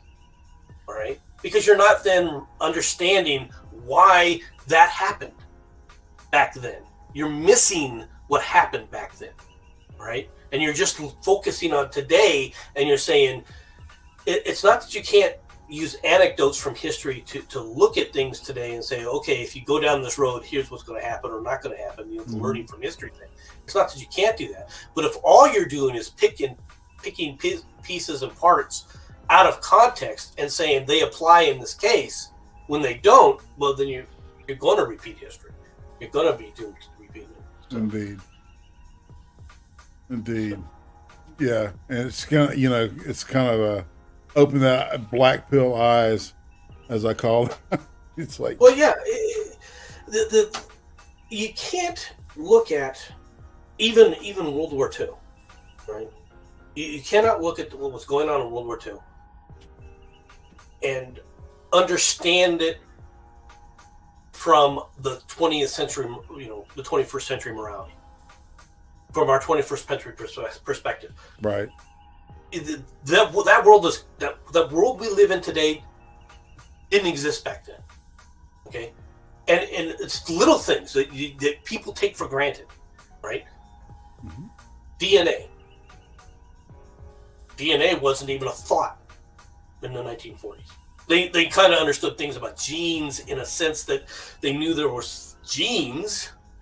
Everyone knew that there was genetics. But as far as DNA and how it plays and its role and everything, none of that was known.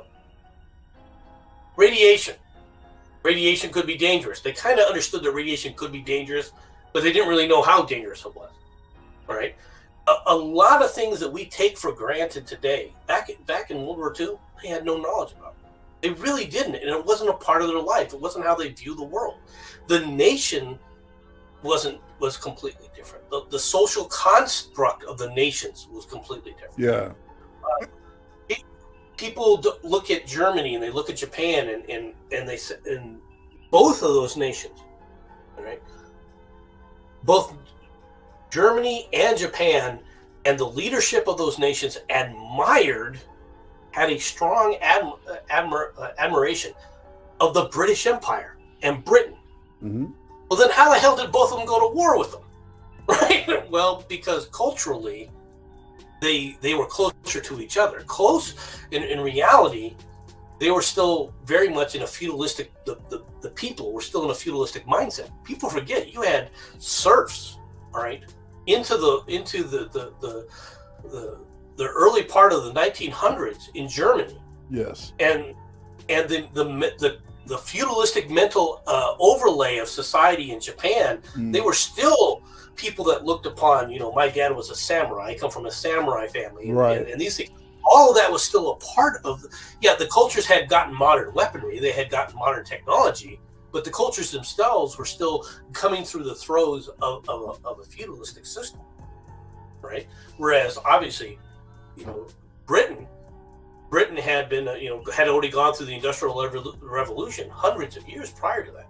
Yeah, and then there was Russia. And then there's Russia, right? Well, Russia is an entire. So what people don't realize, all right, so because I'm hearing a lot of revisionist history, trying to emphasize Russia's importance in beating the Germans, which that was important, man. Okay, but they got to understand, up to a certain point in the war, they didn't have the equipment or the personnel to win a war. And we in the Great Britain's, made a deal with them that we would give them equipment and shit, and show them how to use it. P-47s, P-39s, all aircraft, all this shit. And even the trucks, the regular trucks to move logistics and move men, all basic had the basis from within. Right, it helped, and got them over the Urals, so they could finally make those, glorious T-34s that they fucking brag about all goddamn day. I don't have a. Was awesome for, in certain aspects of it. Yes. People overrate it, all right, but at the same time, the one thing that the Russians have always done, from an industrial standpoint, right? People forget this. World War, when the Soviets took over. Right, and they instituted their 5-year plans, and they began their 5-year plan program. The first 2 5-year plans succeeded. Mm-hmm.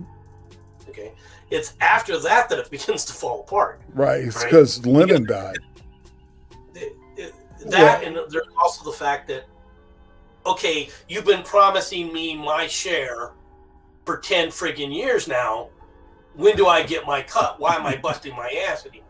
Right. Right. So the whole mindset begins to shift, and you end up into what basically the sour parts of the Soviet bloc. To industrialize, you can change an an agrarian society rather into an industrial society very quickly with communism, all right, and very very much. Very efficiently, in that you won't have a lot of the social disruptions necessarily that you could have, okay, if you do it correctly. But the reality is after 10 years, it becomes a drag. Sure, you industrialized, you got past the hump there, but then what do? How do you continue going forward? That's where it all begins to fall apart. Right. And most people never didn't understand that, and they didn't understand the problems with Stalin and who Stalin was, and there's a lot of revisionist history. The fact is, conquering the Soviet Union was going to be a chore without the Allies to begin with. That's very true. But think about it from this standpoint: if all those resources weren't used against Britain, all right, in an attempt to bomb them into submission. Think about an entire Luftwaffe that hasn't been hurt, focusing strictly on Russia. Oh, right? Yeah. It would have changed the entire dynamic. I'm not saying that the Germans would have won, all right, or that the Nazis would have won, but it would have been an entire different dynamic, all right. If Britain had at that point said, okay, we got kicked off the continent, we'll make a deal with Hitler. Well, you could argue that Johnson made the same mistakes that Hitler did, man. Trying to micromanage the war. Well, it's interesting that you said that, because in reality, yes, he micromanaged the Vietnam War, but it wasn't important to him. Right. And that's a huge part of the problem, right? Is you end up with people like that jackass McNamara. Well, we don't necessarily want to win the war. We just don't want to lose it, huh? Huh? You got the Secretary of Defense who publicly makes this statement, and you kept him. you kept him. You didn't sack him immediately. Well, yeah, it's like a football team. They don't play to win; they play to not lose. It's like it's retarded. It doesn't make sense. Yeah, it was an attempt to create Korea. Yes, right. And it was like thinking that Korea was a success. Okay, hold on here. How do you say Korea's a success? Well, and they totally underestimated the will of the Viet Cong. I disagree with that. You think? I disagree with that. Okay. And the reason I said that is when you say Viet Cong, the Viet Cong have a very specific element to them, right? They were South Vietnamese, right? That were fighting, right? After the Tet Offensive, the Viet Cong ceased for all intents and purposes to truly exist, right? They were basically annihilated, right? After that, everything was directed and came directly from North Vietnamese.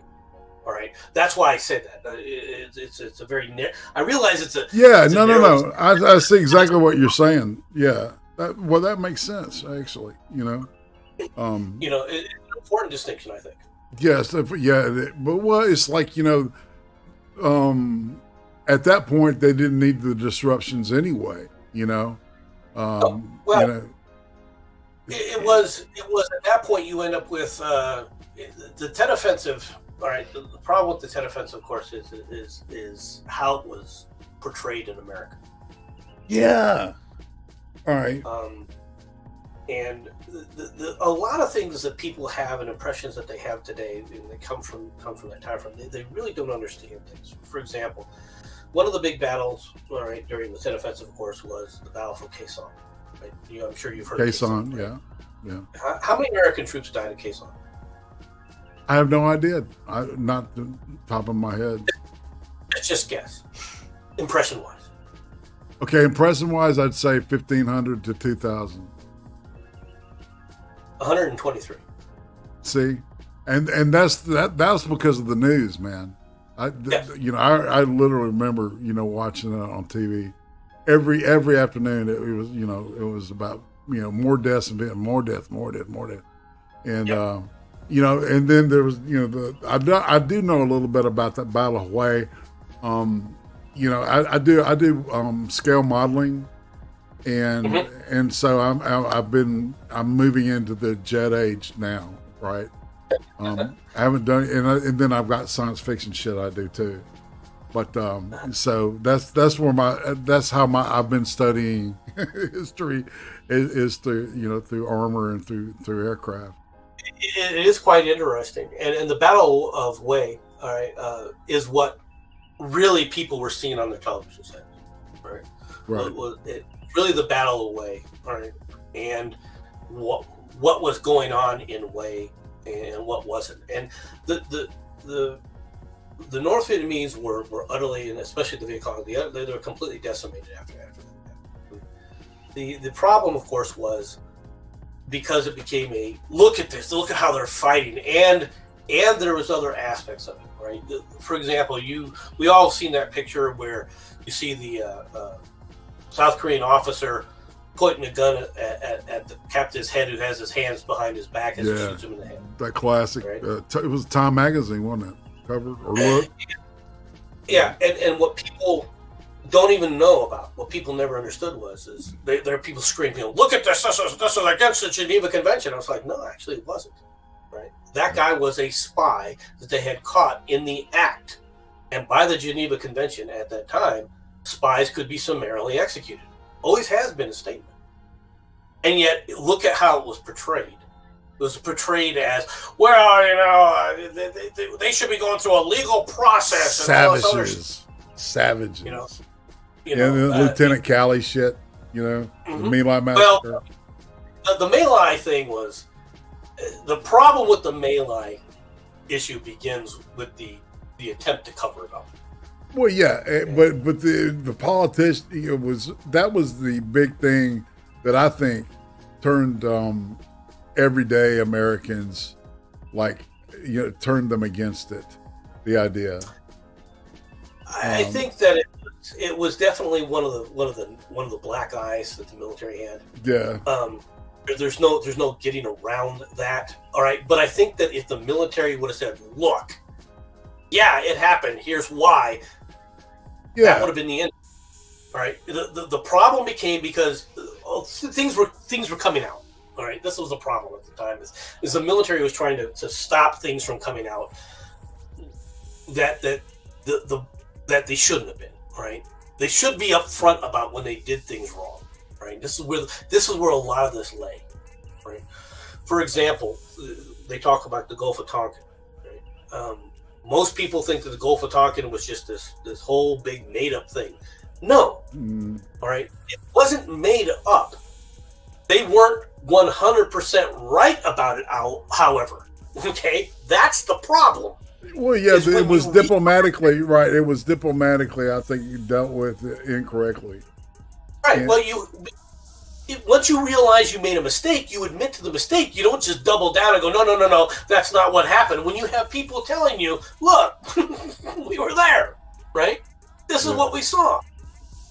You know, for example, the Gulf of Tonkin, so people don't know, the Gulf of Tonkin is not just a single incident. It was a series of incidents in the Gulf of Tonkin with one of what we call an EW ship, right? An electronic warfare ship, right? The electronic warfare on a destroyer, right? Mm-hmm. And the initial part of the Gulf of Tonkin, where the destroyer got attacked the first time, it got attacked. All right, they had bullet holes in the thing. Okay, the second attack, however, didn't happen. The best thing we can say about the second attack is it's unlikely to have happened simply because what they were receiving from an electronic signature was something that was giving them the wrong images, right? Right. And so these guys had opened fire on an empty ocean. And yeah, they realized that 2 years later, but they never told anybody. They tried to keep it hush, right? Instead, what happened is as these people started rotating back and people started hearing stories, they started questioning, well, you told us that the second attack happened. Where's the proof of this? Well, there's no proof because it didn't happen. All right? All right? The evidence that they were relying upon. 1 second. All right. I need Mr. Malin Miller. Their space program was not better than American space program. We landed a motherfucker on the moon several times. Just saying. Okay, if you want to talk about yeah, this Russian dick measuring shit. So yeah, we grew up with it, right? Yeah. But anyways, yeah. Let's talk about the space program for a moment because there's things that people don't know. Right? First of all, Sputnik was a shock, right? But Sputnik was not the shock that the Russians, all right, were superior to us per se. The shock of Sputnik was the fact that when you launch a satellite into orbit, it means you can bring it back anywhere around the world. Okay? The idea of an ICBM now, right? All right, is real. All right, that's what the shock of Sputnik was. Right. Now, it created a space race. Yes, it did. Right. But the United States wasn't technologically behind in and of itself. It's that the United States would approach things in an entire different manner, and the way we did things was far more methodical and quite a bit safer. Yeah. Not necessarily safer, right, than the way the Russians were doing things. Right. Okay. Well, to be fair, as part of the Russian philosophy is that the people were expendable because that's kind of the way they viewed their I guess their society, right? That's part of that Soviet bullshit, right? Their view of society's view of individual life is considerably different. Right. They don't have the view life is precious. Yeah. Right? That's just it. I'm not arguing about that. I'm not going to make any statements. It's just that they don't look at individual life as being precious. Right? They never have. Yeah. Right. The reason is just because, quite frankly, individual life is very fragile. So we'll deal with it.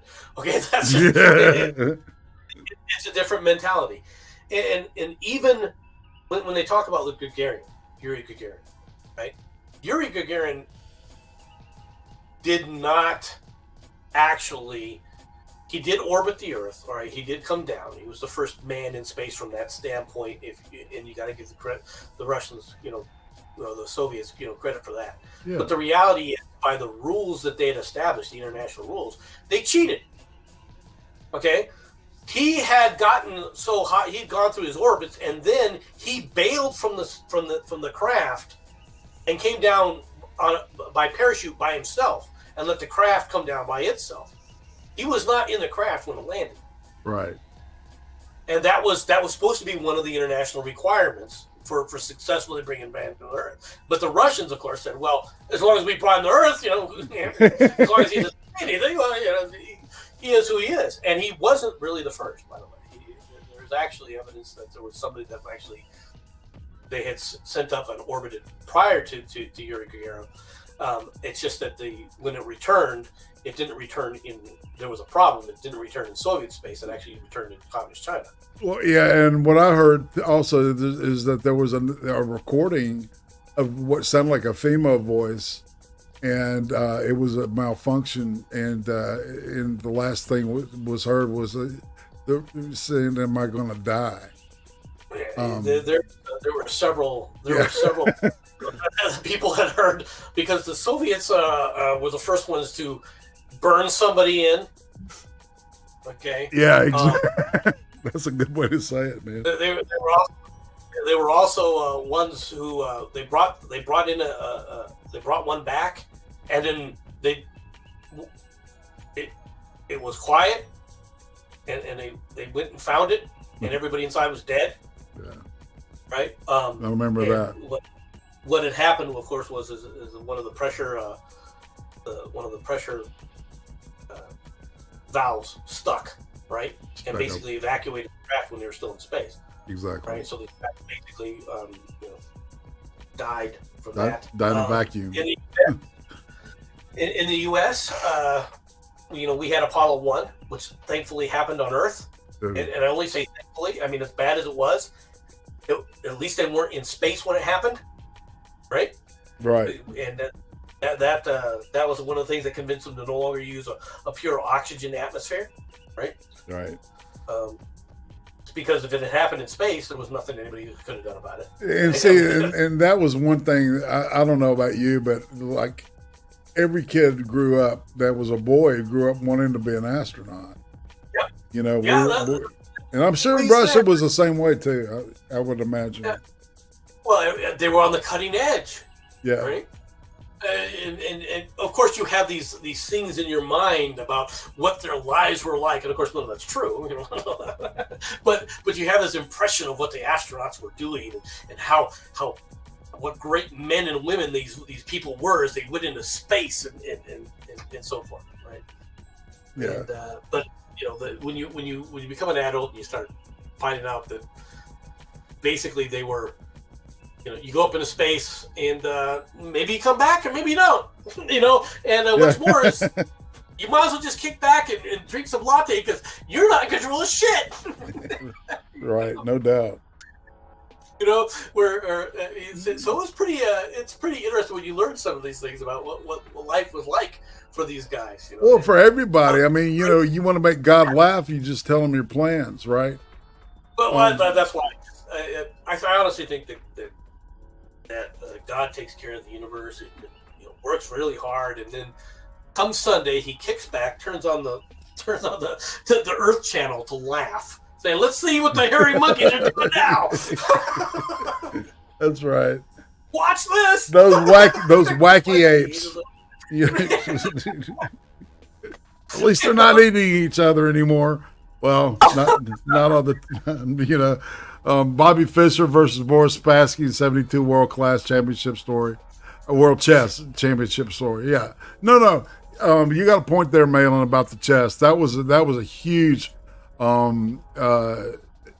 Well, it's not as huge as people want to say it is, but the way that the entertainment industry has glorified it, but it was still important.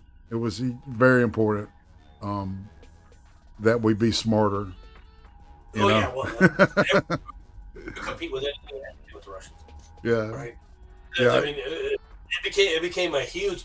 Everything was us versus them. It was all us versus them. Yep. Everything was revolved around. I know a lot of our British friends and stuff that listen to this channel. They think that they place Britain in a high position there. In America, you didn't even think about Britain. You didn't think about any other country. Well, the only way you would think it would be like watching a James Bond movie, right? And that would be like a passing, like, I don't know. I wasn't. To me, the Cold War was U.S. versus Russia. Yeah. And like the board per se would be Europe. Pretty much. And then of course China, and the Asia. Excuse me, not just China, but anyway. Well, the Asian theater was its own, but it was the second half of that. Right. The concentration was still always Europe and us against the Russians, right? And when I say us, I'm not talking about us as the NATO allies. I'm talking about us as America, right? That's how it was portrayed here, right? Right. Are you kidding? These other things that people talk about, that they point out and are important aspects to the world community, right? Like what was going on in Chile, right? And some of that stuff, and the whole Falcon Snowman bullshit, right? I'm not saying that didn't happen. All right, but it didn't have a presence in America, all right, until really the wall fell. Right. Really, it wasn't a presence in the mindset of the everyday American until the fall of the Berlin Wall, where people were like, "Oh, we'll take a look at these other things. Oh, there's the whole world out here. Where does this come from?" Exactly. I mean.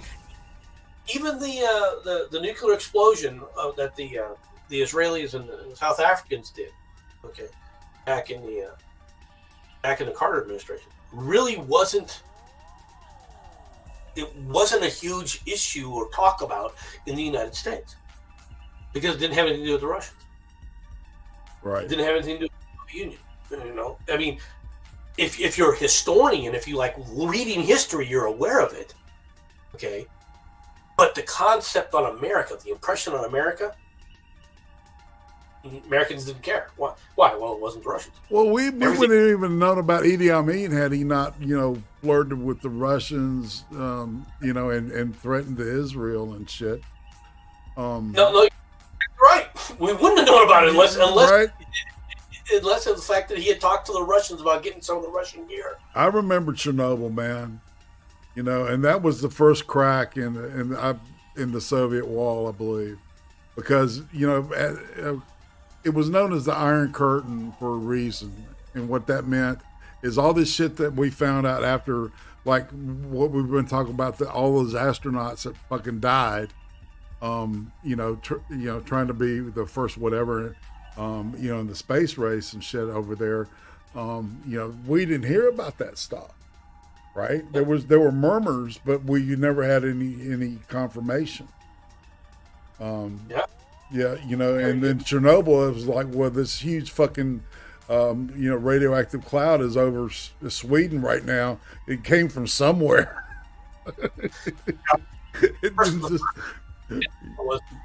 The first big crack, I think, in the Soviet Union, though, was actually Poland. Yeah. Oh, yeah. Solidarity. You're right. No, you're absolutely right about that. Yeah. That was the beginning. And it was followed almost immediately by Chernobyl. Well, see, and Pope John Paul had such a big part in that. A lot of people don't realize it. That's why he was made Pope. It's really weird if you look at the Catholic Church, man. That place is a fucking mess. You know what I see? I see our government in that is our government's a reflection of what's the Catholic Church is going on right now. To an extent. Yeah, no shit. But we're all right. So we're over the 2-hour mark. Shit, dude, man, we could talk about this stuff forever. We're gonna have to like just figure out a time to just hang out and talk more history stuff. I love this. I rarely get to stretch these legs, and I've been doing this thing with Becca about the Cold War and about communism, learning about communism from Uncle Yuri. Yeah, it's communism is far more insidious than people realize. No shit. And it has a lot of tentacles and a lot of overlays. And the thing about it is it doesn't require, all right, a single point of projection, right? It doesn't have to be directed by a single individual, right? Or a single group, right? Its tentacles can exist on their own, right, and establish their own biases and their own things as they go through. It was really Stalin who minimized in many ways, right, the Comintern, right, because of his goal of maintaining Soviet nationalism, right? Yes. The communism in itself is far more insidious than people understand, because it doesn't necessarily require that direction from like a Soviet standpoint. It can be reinforced from that, right? And it obviously gains power from that. But it doesn't have to exist with it. Yeah, look at fucking Venezuela, It's a fucking mess. Yeah, shit. Unfortunately. But unfortunately, I've got to go to the restroom here. So I'm going to have to, I think we have to end this pretty quick here. I apologize. Okay, well, all right. So let's stick a bookmark in this thing, and maybe you and I get back together and we'll do a part 2 on this. I've done this with only 2 other people. So you're in league with Prospero and Skeptok. It's probably it's probably because of your wisdom and your life experience. Good. I'm in good company. You're in outstanding company, man. Yeah, dude, I would not fuck with Prospero. Her knowledge of history is ridiculous, dude. You two would. I mean, it would be madness. It would be insanity. The depth that you guys could get. I'm just saying. The thing about history, well, like I said, I've always loved history. So I've always read about history. That's why I know, I can talk about so many aspects, because it's so much fun, right? The thing about history is the what, right? There's always that gigantic what if, right, in history. Well, what if this person would have done this? What if that? But there's also limitations to that, and that's one of the things that I don't think people realize.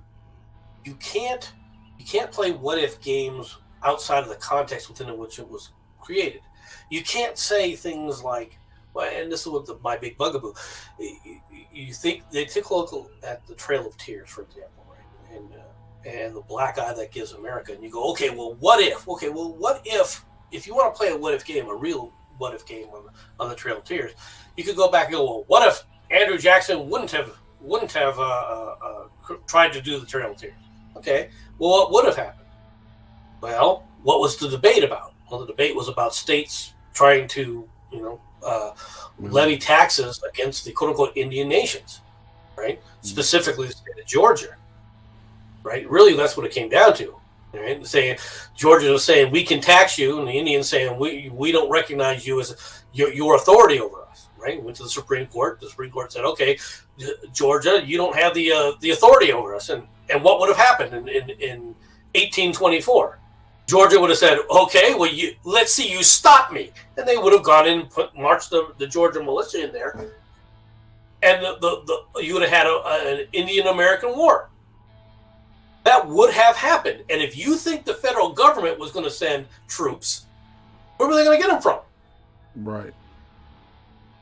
Who was going to support the Indians? Well, the Indians could have supported themselves. Really? With the other states joining in on this? This would have been a land grab, folks. Right? I hate to tell you this, but this would have turned into a land grab, and unfortunately, I think the Native Americans would have been exterminated. The Cherokee, the Choctaw, all would have died, right? They would have been wiped out, just like several other tribes were wiped out prior to that when it came to those kind of wars, because that's the way the world worked at that point. Exactly. Right. And see, historically, context is everything, man. And I think you put a nail on that, right? It's really hard to anyway. All right, so I've got links for your Twitter and your channel and the Mad Dodge channel for Red Eye. Yes. We are continuing that, even though Mad Dodge has passed away. We are. Yeah. How's it going with his wife's? Is that GoFundMe still going on?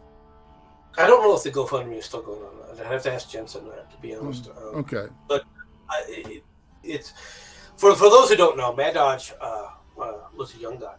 From my perspective, he's a young guy. He's in his 30s. Yeah. And, he passed away in his sleep. Right.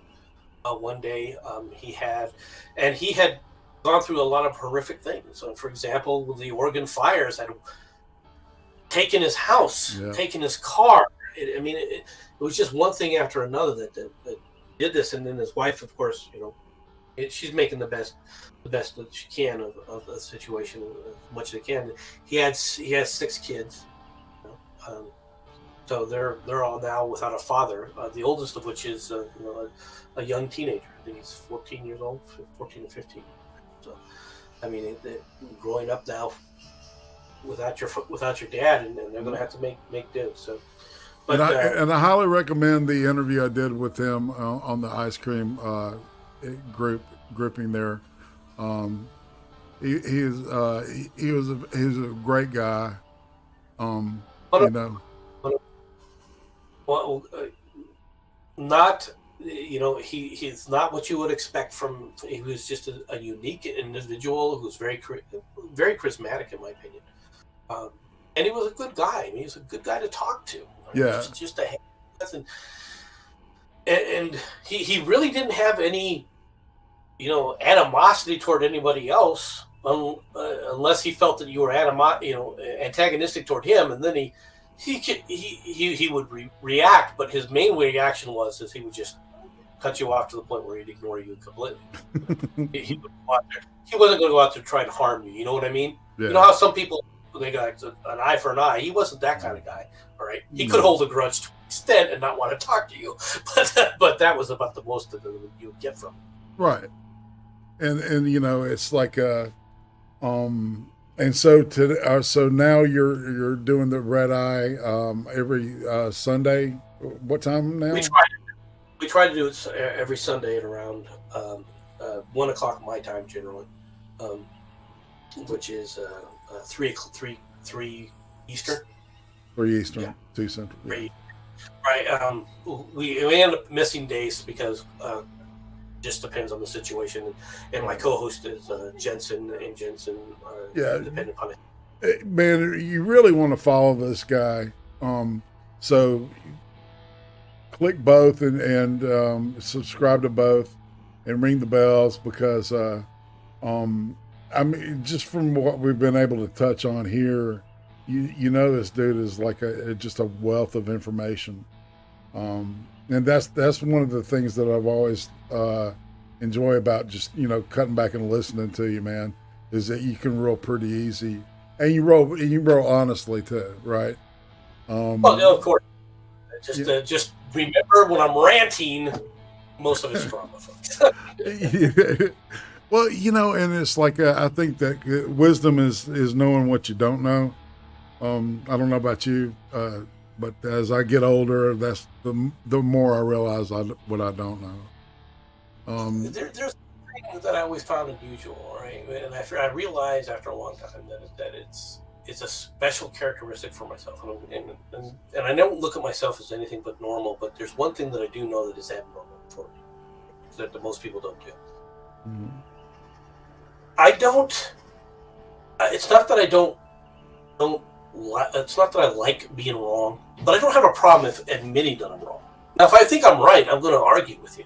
Right. But if you prove me wrong, I have no problem coming back and telling you, oh, yeah, oh, no, you're right, I was wrong. All right.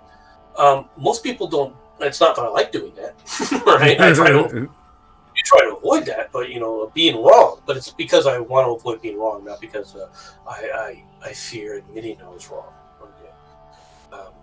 It's just most people don't like to admit when they're wrong. To the point where they will go down a sinking ship. Oh, dude. To the end. I'm sorry. I just noticed I didn't do the Lipton questions. I've got to do these before we go. Okay. All right. So you know how it goes. It's like a one word, and you kind of say what pops in your head. Like, what's your favorite word? Bread. What's your least favorite word? Margaret. Say that again. Margaret. Moderate. What turns? Margaret. Yeah, I got it. What turns you on creatively, spiritually, or emotionally? I'm sorry, man. I would have to say movies. Cool. What turns you off?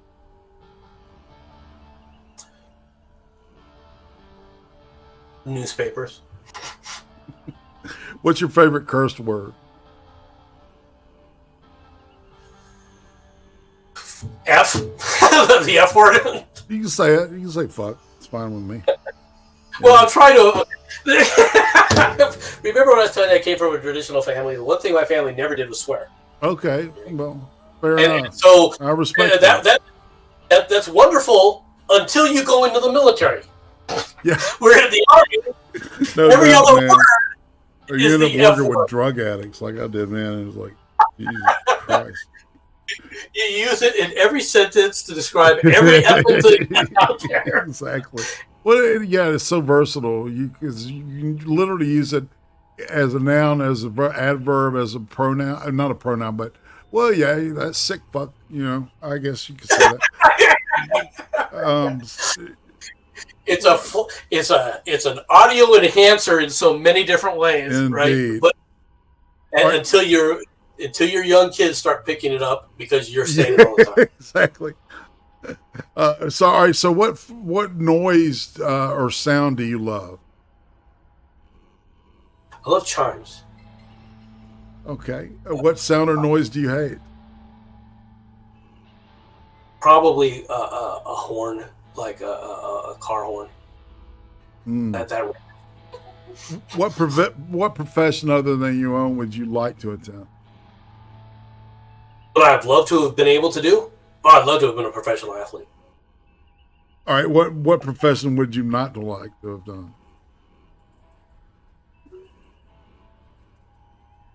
Not like to have done? Fisherman. All right. It would have been interesting with fishermen, it would have been an interesting, fishing is boring to me. Okay. Got you. All right. All right. Well, if heaven exists, all right, what would you like to hear God say to you when you arrive at the pearly gates? Welcome. See ya. No doubt. All right. So, what is wrong with this? I thought this YouTube. So the YouTube's not working. I got it. It went to MC's channel for me. It's under your MC's SockMed. The Twitter. You have to. It would be. It's not. There's not a link on it.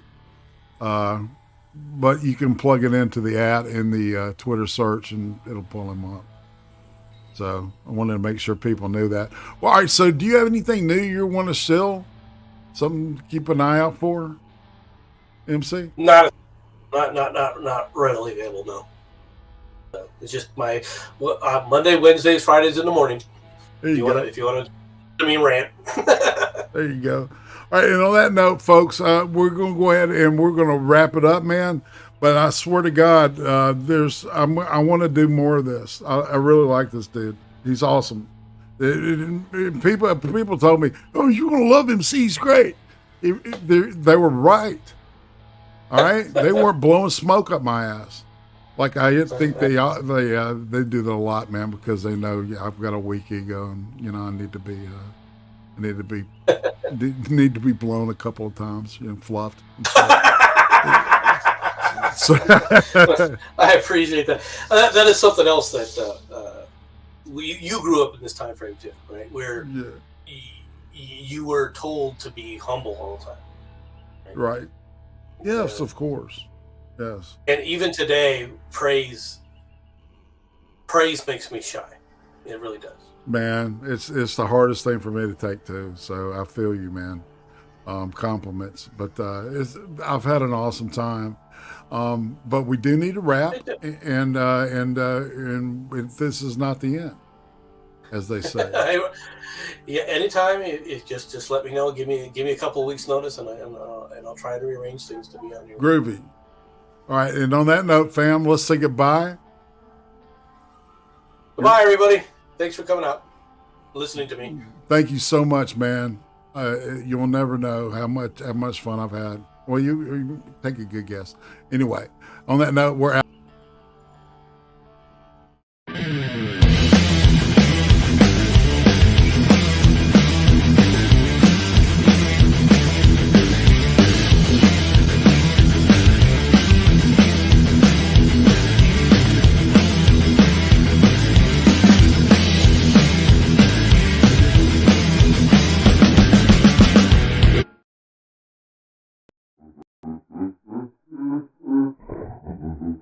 Thanks, y'all. All right, see, me and Becca will be doing extra credit tomorrow.